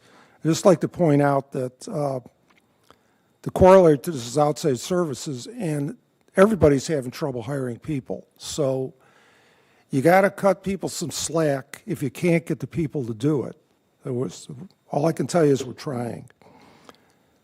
Next, we move on to investment income, which is $201,000 favorable. And these are the Treasury notes that we invest in primarily for our $30 million roughly reserve balances. The investments have averaged a rate of return of 5% compared to a budgeted rate of return of 2.5%. Now that's different from last year where the spread was actually greater. So we've tightened the budget up a bit, and compared to last year, that variance is actually lower. Next, we go on to legal fees, which are $97,000 unfavorable. And the unfavorable variance was primarily due to higher number of resident-related cases than anticipated. Finally, we talk about fees and charges to residents, $426,000 unfavorable. As you know, we're currently involved in a catch-up program to recover monies that were resident responsibilities that the mutual paid several years ago for water intrusion and the like. And what's happened is we had less damage restoration hearings, and the process, due process, requires, where appropriate, that we bring the residents in and we have a hearing. We haven't had as many of those as we expected, so we have a bit of a backlog, and we're working on it diligently to come back to schedule. All right, next we'll move on to slide 5. On this slide, we chart our non-assessment revenues earned to date by category and compare them to the current year's budget and the prior year's year-to-date actuals. Our largest revenue-generating categories on March 31, 2020 were resident maintenance fees, investment income, and sales and leasing fees. Non-assessment revenues total $1.02 million through the reporting period. You have to remember, non-assessment revenues reflect a shortfall in the resident damage restoration backlog collections. Okay, now we'll go on to slide number 6. On this slide, we chart our expenses to date by category and compare them to the current year's budget and prior year's year-to-date actuals. The largest expense categories for the 3 months were employee compensation and related insurance, which includes largely property insurance, and outside services. Expenses totaled $9.63 million for the period. Next, we go on to slide number 7. The non-operating fund balance on March 31st, 2024 was $35.02 million. Year-to-date contributions and interest were $4.28 million, while year-to-date expenditures were $2.19 million. Referring back to an earlier slide, most of the increase in our surplus, as it were, has gone into the reserve funds in one fashion or another. Next, we move on to slide number 8, which is the comparison of the non-operating fund balances to historical fund balances for the past 5 years, which has averaged about $31.4 million. The Third Mutual has been committed to supporting reserve requirements and having more contingency funds for unexpected events. But you can see our basic replacement fund is growing nicely, and that's just a survival thing. We need to keep up with inflation. Everything costs more, so we're trying to offset inflation. And I think the results show that we do have a consistent method to do so, and that should be of some comfort to the residents. Finally, slide number 9, we have the resale history from 2022 through 2024 by month. Through the first quarter of this year, third resales totaled 72, which is 2 resales higher than the prior year for the same time period. The average year-to-date resale price for a third mutual manor was $578,000, which is $71,000 higher than the prior year for the same period.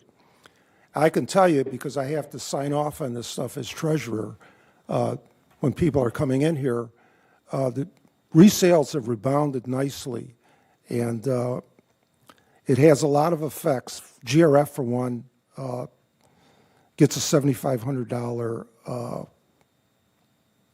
amount from those resales, but it also takes care of a lot of problems. And we've seen resales rebound, and I think that's a good thing. And that finishes my report about the slides.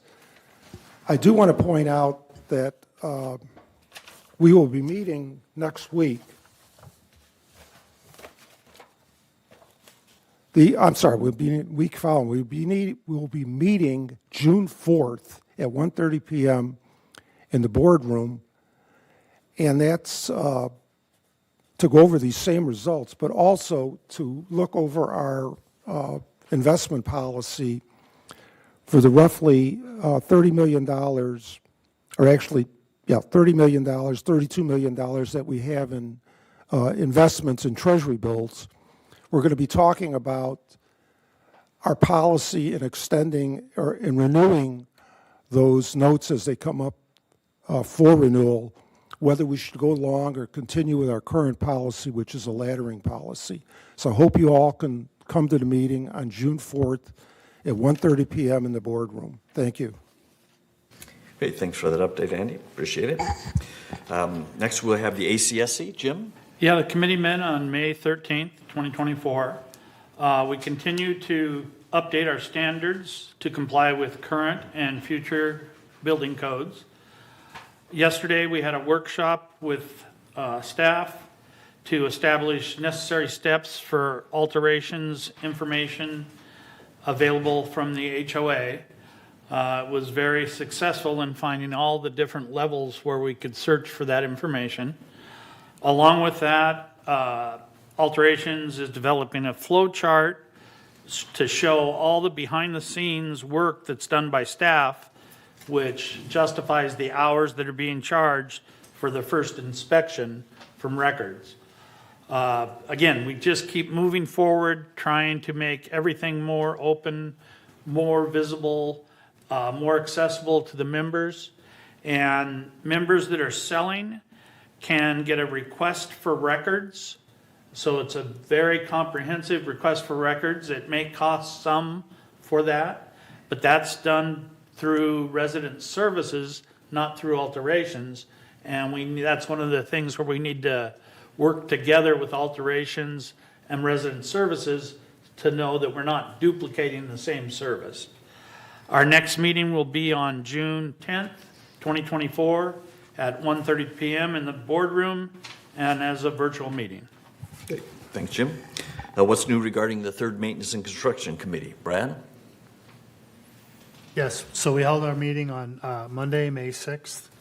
I think there are a few minor things, but there are a couple things that are pretty important I think we need to talk about. There's a couple different products that are having incredible price increases on them, which will affect the budget. You know, when you look at the roofing budget, obviously, past practice of installation coupled with changing weather and tons of rain obviously is causing that model to change, and what our costs on roofing are going to change. But a couple of them that came up, one is asphalt, which I think is important that we had discussed. They had originally budgeted to replace 5 cul-de-sacs this year. They've narrowed it down to 3 because of the astronomical increase in asphalt. Apparently, they were buying from a manufacturing plant in Irvine that was closed for state requirements, and now they're buying out of a plant in Riverside that's way more expensive. The typical life cycle on the asphalt is 25 years. On the 3 cul-de-sacs they've identified to replace, one is 20 years old, one's 31, and one's 34. And SK actually was gracious enough to go and take a look at all 3 of them. This might be an area where we have an opportunity to save some money by deferring that cost. Really, our asphalt looks pretty darn good. They replaced my cul-de-sac last year, and it looked really good before they did. I just don't think we cause as much wear and tear on asphalt as you might typically see in other areas. We also do a sealant on it, which is a fairly affordable treatment every 7 years, which gives it extended life. But we currently have about $300,000 budgeted for those 3 cul-de-sacs. We might be able to drop that back to the 2 that are older, or even just push it back for a year or 2 as we have other expenses coming up. The second area that had a rather large increase is on the company that's doing the epoxy coating on the 3-story buildings. The cost of materials for that has grown tremendously. There were also, when they bid that work, there were portions of it that they didn't actually account for, like if there's a tree limb or root system that's causing damage and they have to replace or repair that, they didn't put into the contract a way to accommodate for that. They're in the 3rd year of a 5-year contract. They were scheduled to do 9 buildings this year. We voted 2-1 in committee to recommend that they do 7 rather than 9 this year, and that we look at spending the rest of this year preparing to either go out to bid, since the pricing increase has changed so dramatically compared to when the original contract was started. Or the other thing I asked Manny to look into is how do we either buy a company that does this or acquire that skill set through hiring employees and material to start doing this ourselves, because this is not a project that's going to go away. It's going to be a long-term project. So those were 2 main areas I think are important that we look at the full board level. Okay, great. And when is this committee going to next meet? Do you have that off the top of your head? I do not. Okay, I believe it's Monday, July 1st at 1:30 p.m. in the boardroom. So thanks. Okay, thanks. If I may, can I make a comment for that? You can. MNC? Sure. Okay. Originally, MNC came up with 5 CDS, the cul-de-sac pavements, and I went through all 5 of them, not only once, but twice, because this is subjective matters. Whether somebody says, yeah, I need to replace it, but somebody said, yeah, it can go a couple more years. In that respect, it's subjective matters, no matter what kind of numbering system they come up with. But based on my judgment, it can be patched up where the bad section is, and the seal coat, and then we can save $300,000 easily. So that's my recommendation for the seal coat. Okay, thanks. All right, next we'll hear about the Landscape Committee. Ira? So the Landscape Committee met on Thursday, May 2nd here in the boardroom, and basically it started off with a partial report from Kurt about problem ficus trees. We were focusing on problem trees, trying to get ahead of damage caused by some of these trees that should never have been put where they are. And with the ficus, they cause a tremendous amount of damage with regards to sidewalks, foundations, and streets. And we're trying to develop a plan. The Great Scott came up with 80 trees that will be put in the budget, and we'll try to get some kind of a program going to get ahead of this so we can avoid the damage of replacing sidewalks, replacing foundations, replacing sometimes damaged garages from these trees, and replace them with trees more appropriate for the areas where roots go down rather than out, and use less water, less maintenance, and will lower costs, and we'll get a payback over time. So that's one of the big things going on. The training for the crew is continuing. Also, there's been some additional training, not just from the Greenicus program, but also in-house when needed, which is a real positive thing. As well as the other major topic was more AB 1572 strategies to pull out the turf required by us. And plans are still formulating. Hopefully, we'll start with gate 14, which is simpler, easier. We do have some plans from the landscape architect for some of the areas around the buildings, but they have more larger turf areas to deal with. That will be, I don't want to use the word simpler, but easier to deal with than, let's say, gate 11, where everything is very small and is going to be a little bit more complicated, which we also do have plans for. There was a quality control presentation that was given, and we do have as was mentioned earlier, a quality control person on board now with certain criteria that they're looking at, what the crew does, and hopefully this will increase customer satisfaction throughout the village and provide for less problems moving forward, so we don't get as many complaints. Therefore, less issues, less staff time. Hopefully, we'll save money and be just a very positive thing. The date of the next meeting is Thursday, June 6th, here in the boardroom at 9:30. Okay, great. Thanks, Ira. And what's the latest regarding the Water Conservation Committee, Jules? Can you hear me? Barely. Let's see if we can turn you up here. The Water Committee has been busy. The current issue of the Breeze contains our 3-page mini manual containing dozens of helpful ways of saving water. Anyone interested in a much more complete list can write me at jzalon@zalinoffice.com, and I'll send them the entire manual. At our April 25th meeting, the committee got an earful from Shirley Lee, a water conservation expert with Cutting Edge, a local landscaper. Shirley outlined California's model water efficient landscape ordinance, which provides subsidies and credits and rebates for a wide assortment of water-saving projects. Traditional items like turf conversion, but also installation of individual meters, sensors that shut off leaky toilets, master valve and flow sensing systems, and smart controllers. Essentially anything that will conserve water. The next step is to review with our landscape department possible projects that would qualify for rebates and credits. So stay tuned. The next meeting is on Thursday, July 25th at 2 p.m. right here in the boardroom. Thank you. Great. Thanks, Jules. And for Third Mutual, our final committee to discuss today is the Resident Policy and Compliance Committee. This committee last met on Tuesday, April 23rd. During that meeting, the committee continued its discussion regarding the financial qualifications for purchasing a manor within Third Mutual. We're reviewing the financial qualifications to make sure that they make sense. Many of them were put into place 20 years ago and might need to be updated a little bit, so we're looking at that.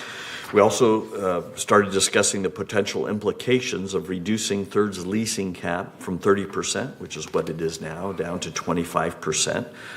Just something that the board has been talking about, so we're working with staff to understand what the process implications might be to that, as well as what the pluses and other values and pros and cons, I guess, would be.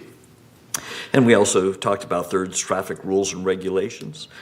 This committee will next meet on Wednesday, May 29th, which is next Wednesday, here in the boardroom at 9:30 a.m. We plan to continue our discussion regarding the financial qualifications for purchasing a manor within Third Mutual, reducing Third's leasing cap from 30% down to 25%, and Third's traffic rules and regulations. We also plan to review the committee charter and rules for board meetings during that meeting.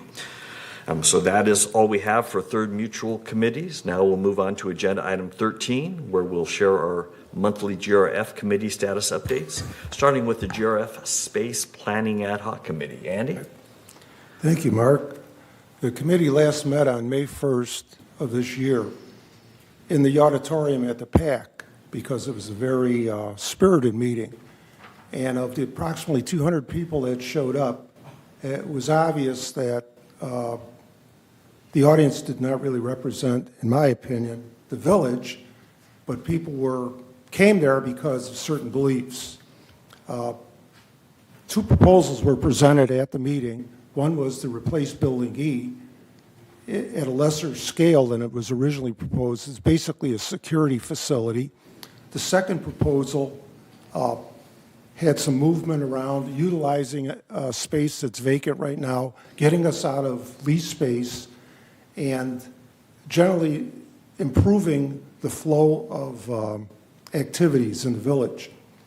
So what's happened is that the ad hoc committee, and I believe it's being dissolved, really focused on two options, one of them being replace Building E with a lesser structure, and the second one, which is a multitask kind of thing, moving people around and repurposing certain areas.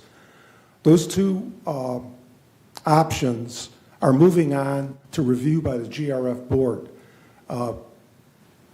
The second option did not have access to staff, so it doesn't have reliable pricing on it.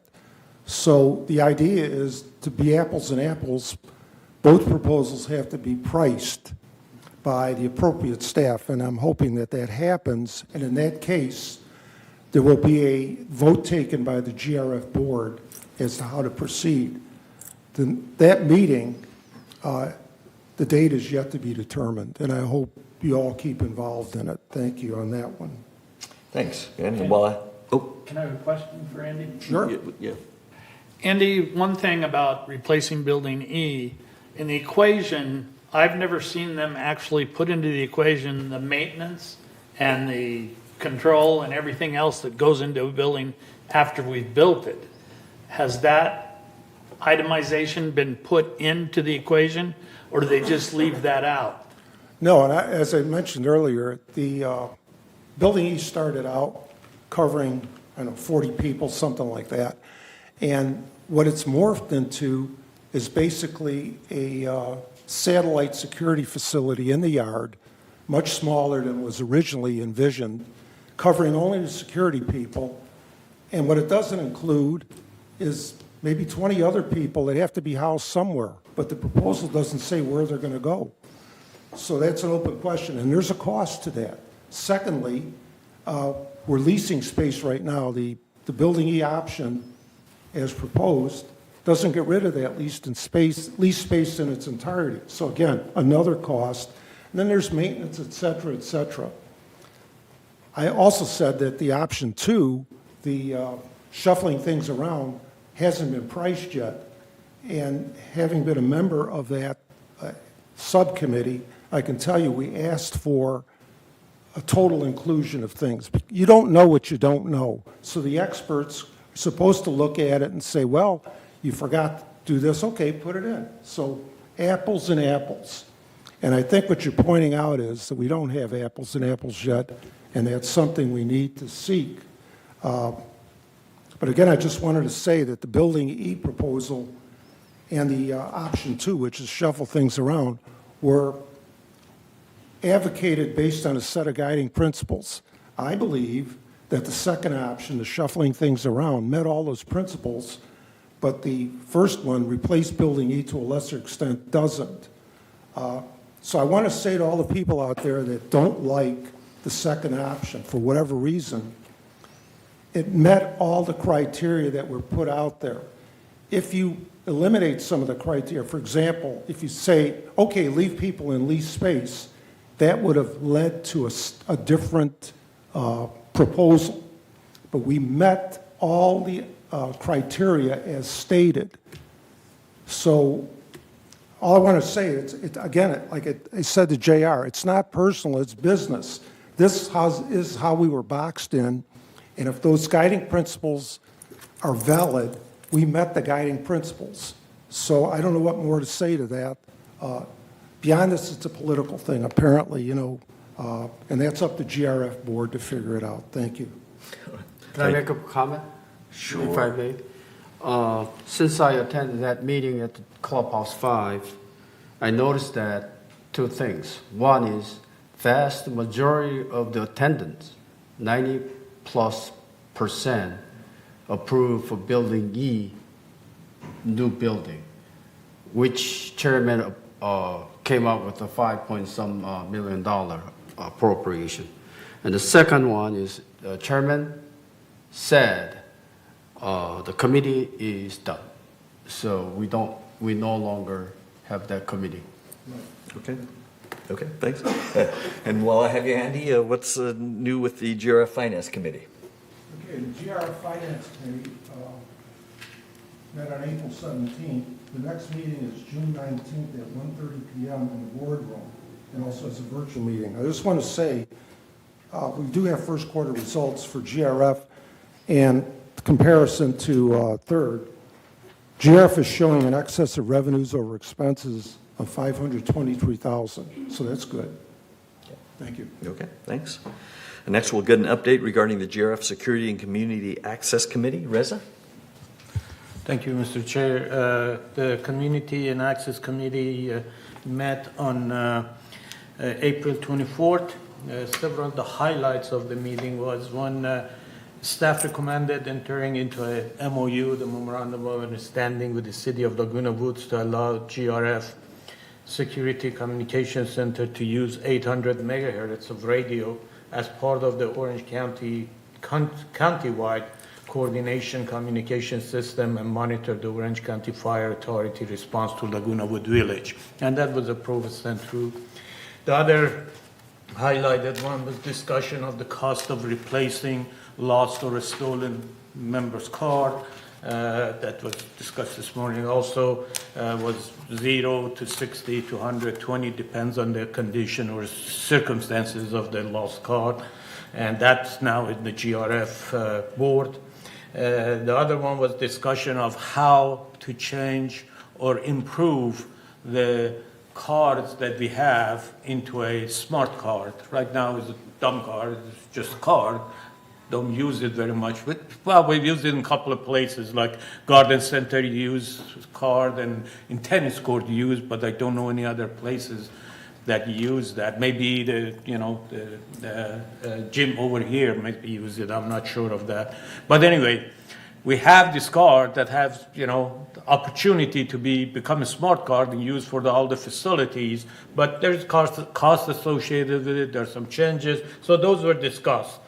And the other items on that was there was a security and community access, a special open workshop to discuss the traffic rules, which Andy participated. Did you have any input from that, Andy? Or? Well, again, as I stated before, I don't understand why we're 90% the same. I don't understand why we don't have a uniform set of rules with some exceptions for, differences. That's all I'm saying. I don't know why the three mutuals go about it when 90% of it's the same. No, yeah, I agree. I mean, you cannot just travel from this side of the street to that side of the street and the security tell you the rules different. You have 5. But anyway, the next meeting for that is going to be June 26th at 1:30 p.m. boardroom. Okay, thanks, Reza. And Jim, what can you tell us regarding the GRF Broadband Ad Hoc Committee? Well, the committee met on April 19th, April 30th, and May 8th. Some decisions were made moving forward, so things are progressing, and as you can see, having 3 meetings since our last board meeting, we're actually moving forward. The next meeting will be to be determined, but otherwise, things are moving very rapidly as far as bringing other new board members up to speed that are now on the committee, which takes some time for them to understand because a lot of us have been working on this for 2.5 years. So. Yes, Andy? Jim, this thing that's going on with the broadband rules by the state, the way they want to change the pricing. Does the committee have a plan B in case that should pass? We don't, and we're hoping it's not, and it's actually the FCC, the Federal Communications Commission, that is pushing it forward, which is really not in the norm for them because usually they're an advocate for consumers, not so much for the providers. And the bulk purchasing, if they deny bulk purchasing, get rid of it, it could triple our costs. But it's Right. gonna, if that happens, it's gonna triple our costs no matter what. So it really isn't going to affect decisions of the broadband, other than it's something we're gonna have to live with. But we already know that our congresswoman is already opposing it. And again, we have no comprehension of why the FCC would even propose such a thing. Okay, thank you. And Moon, you have a comment or question? Questions. One is the first for raise up the community access. What happened with the gate 12? We are never going to have the arm up and down. For gate 12? To going to the clubhouse for golf course. A lot of people are waiting. Yeah, that's part of this whole discussion. If they wanna put arms in there, they really have to move the kiosk back, and there is a cost associated with it. It has been discussed several times for the gate 12. That's what they're gonna do with it. So at this time, what I heard was cost prohibitive. But if we really want to control, we have to do it. If we really, other than that, everybody goes and, a couple of times I waived my driver license and I went through. So it doesn't matter, I pulled whatever cost. Because they cannot just stop the traffic, it's dangerous. Because it backs up into the, Moulton Parkway, and it's not, they have to let people go. And as hard like they tried, I have nothing against the staff, so just don't get me wrong. But it is the nature of that process there that is not, the control is very hard. Yeah. The second one is just to the gym. The cable and all that, if we trying to upgrade or change it, it's gonna, I heard that it's gonna be costly quite a bit. Is there any possibility, I asked that way back, is there any possibility we wait a little bit or whatever and we go completely wireless? Then we can bypass that?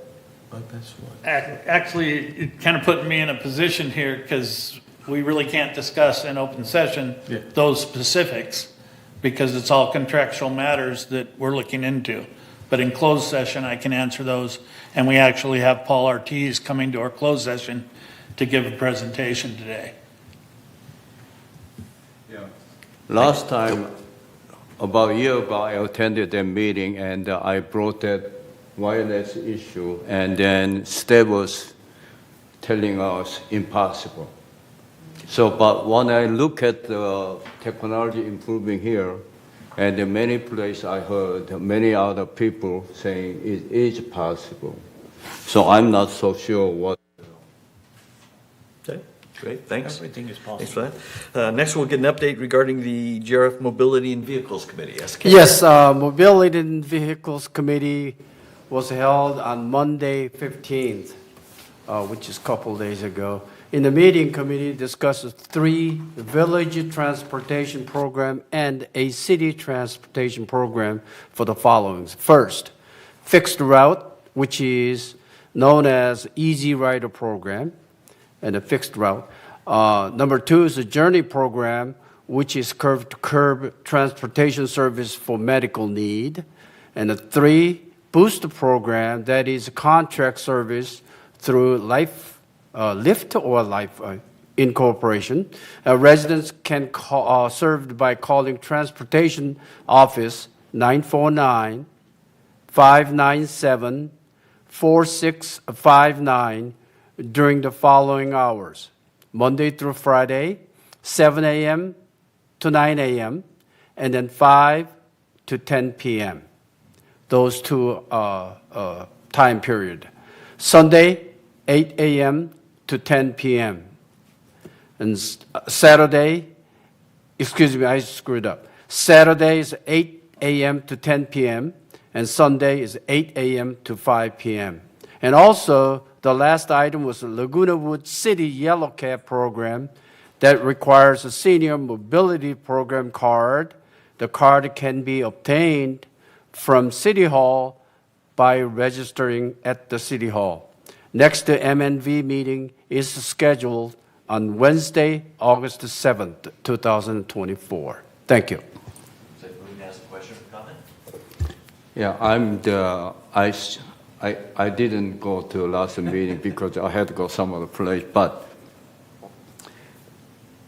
the complaint from resident regarding the bus system we are running, and a lot of time we saw empty bus going on or one or two people going on. Okay, so a lot of people think a waste. I'm hearing and I got a lot of email from resident. But we do need a service for those people who really need that service. So there must be some kind of way we can save them money and then use maybe 1/3 or much less, I don't know, much less money. We can provide that service in other way. And so when I was at the committee, there was a very, very strong resistance. They want to keep on going to the bus system. But when you look at how the bus system happened, created, when Laguna Wood created at beginning, there was no structures around here. It was isolated. So they want to go to grocery, they have to go pretty far distance. So they did that for that kind of purpose. They created the bus system. But now, they're all around. We have people, even groceries right here, at the 2 groceries here. I can walk there a lot of time. But what I'm saying is, there must be a way we can compromise and we can save money to do that. But there was a very, very strong resistance throughout the committee, committee members or some of the residents. Very small group. But we do need a service to those small groups because they do need it. But I feel we have a much better system with a less cost we can create. All right, thanks for that. What's the latest from the GRF Landscape Committee? Kyra? Well, there were 4 small items. The committee last met on Wednesday, May 8th. There was a charging station update. Since we're converting to a lot of electric appliances like blowers and so on, it was found we need more batteries than anticipated, which means more charging stations for those batteries, which meant going back to the city and redesigning the shed that it's going in, the maintenance shed that all those things were going in. So that was a little delay, but that's moving forward. And hopefully we'll be back on schedule and we'll have all our electric appliances for next year or maybe later this year. The schedule for the gate entries was updated, so most of those gate entries will be modernized with new plantings. There was a West Creek update, basically just cleaning up in West Creek to meet the fire regulations, and which is a yearly type of a situation. And lastly, there was a mulch agreement once again with the city of Laguna Woods, where they basically gave us money so we could use more mulch here. They're not taking any mulch. It was more or less a donation, a yearly donation. But if they ever wanted to, they could collect. I don't have the exact number, but it's quite a bit of mulch that we produce. But they're supporting our mulch program, and that's for the state requirement for them. So the next meeting is on August 14th here in the boardroom. Okay, Moon, you had a comment or question? Yeah, throughout the community, our building is 60, 70, or 50 years old. It's getting old every year, not getting younger. just like us. And when you look at our budget, landscaping is the biggest item. Second one is building. I think, I like to have landscaping is a second or third. Building should be the biggest item we should prevent, whatever it is, improve it. But somehow our budget system, what we are doing, it is beautiful community. You look at nice flowers, all that. Okay, we keep on spending more money on that one. But beauty is a cosmetic to my mind. I need to fix the patient sickness first and the facelift later. Thank you. Thanks. What's new with regards to the village traffic hearings? Yes, a closed hearing, traffic hearing was held on May 15th, the same day as the Mobility and Vehicle Committee here in the boardroom.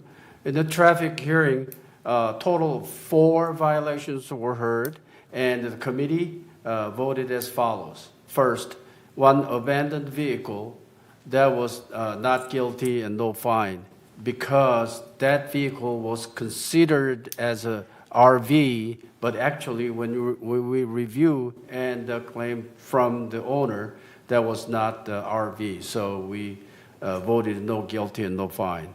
Number 2 item, there were 2 NOV of failure to stop. One is guilty and reduced fine, and the second was guilty and fine. This failure stop was issued to a resident who invited a visitor. Visitor violated the stop sign.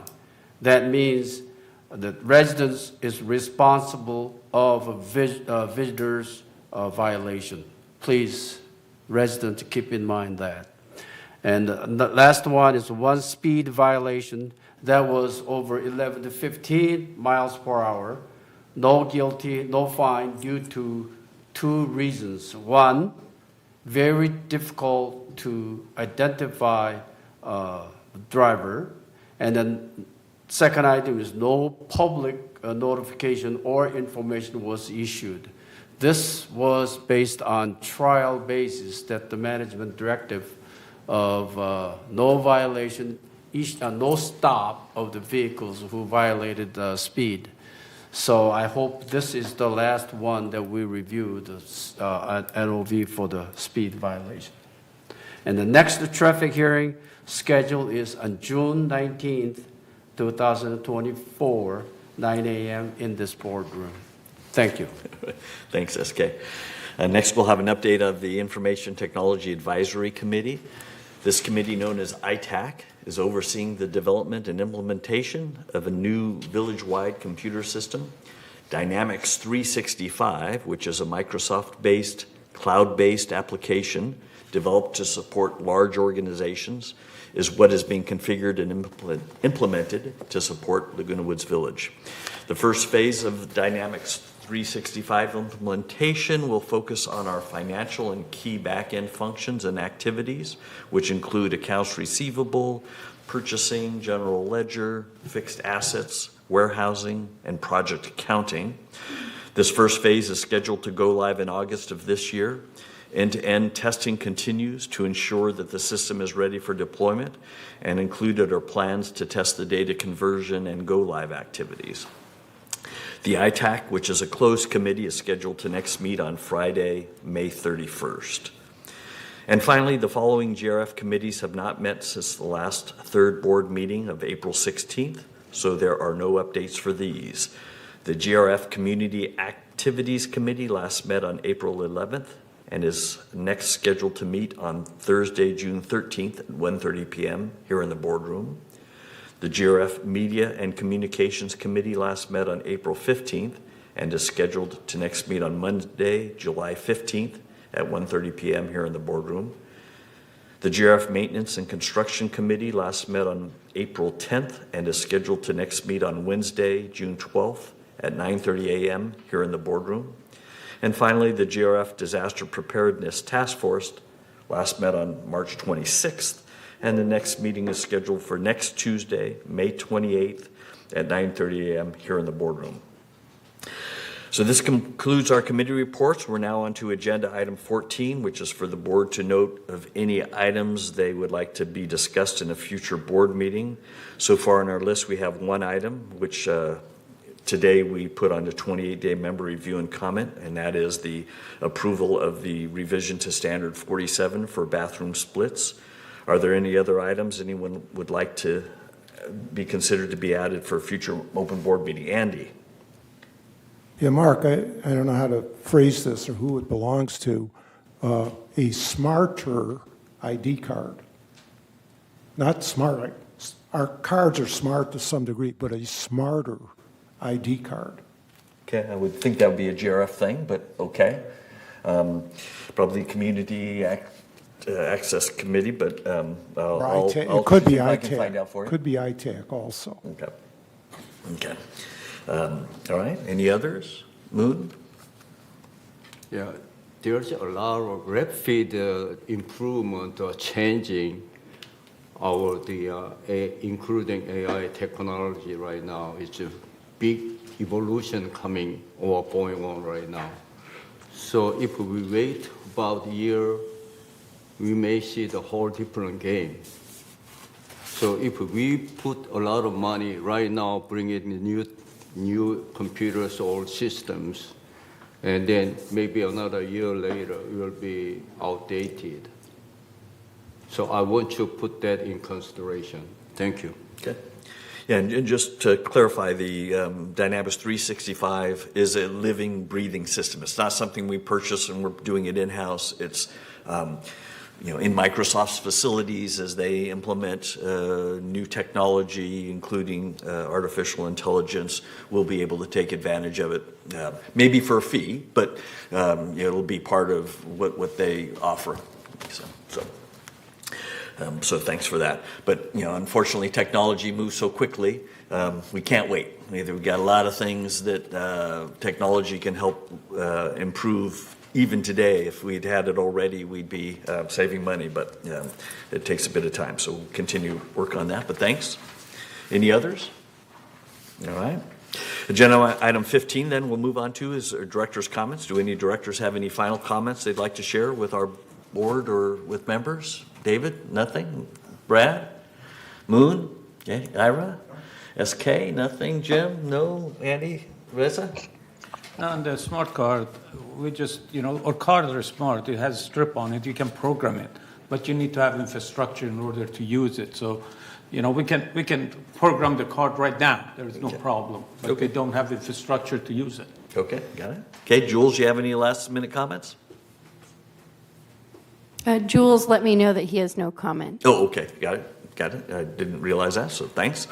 And I have none. So the business of our open meeting has now been completed. At this time, the monthly board meeting will recess for 18 minutes, and then we will move on to executive committee and reconvene in executive session. So thanks for those of you who have participated. Appreciate it, and thanks to everyone else for listening. We are now done.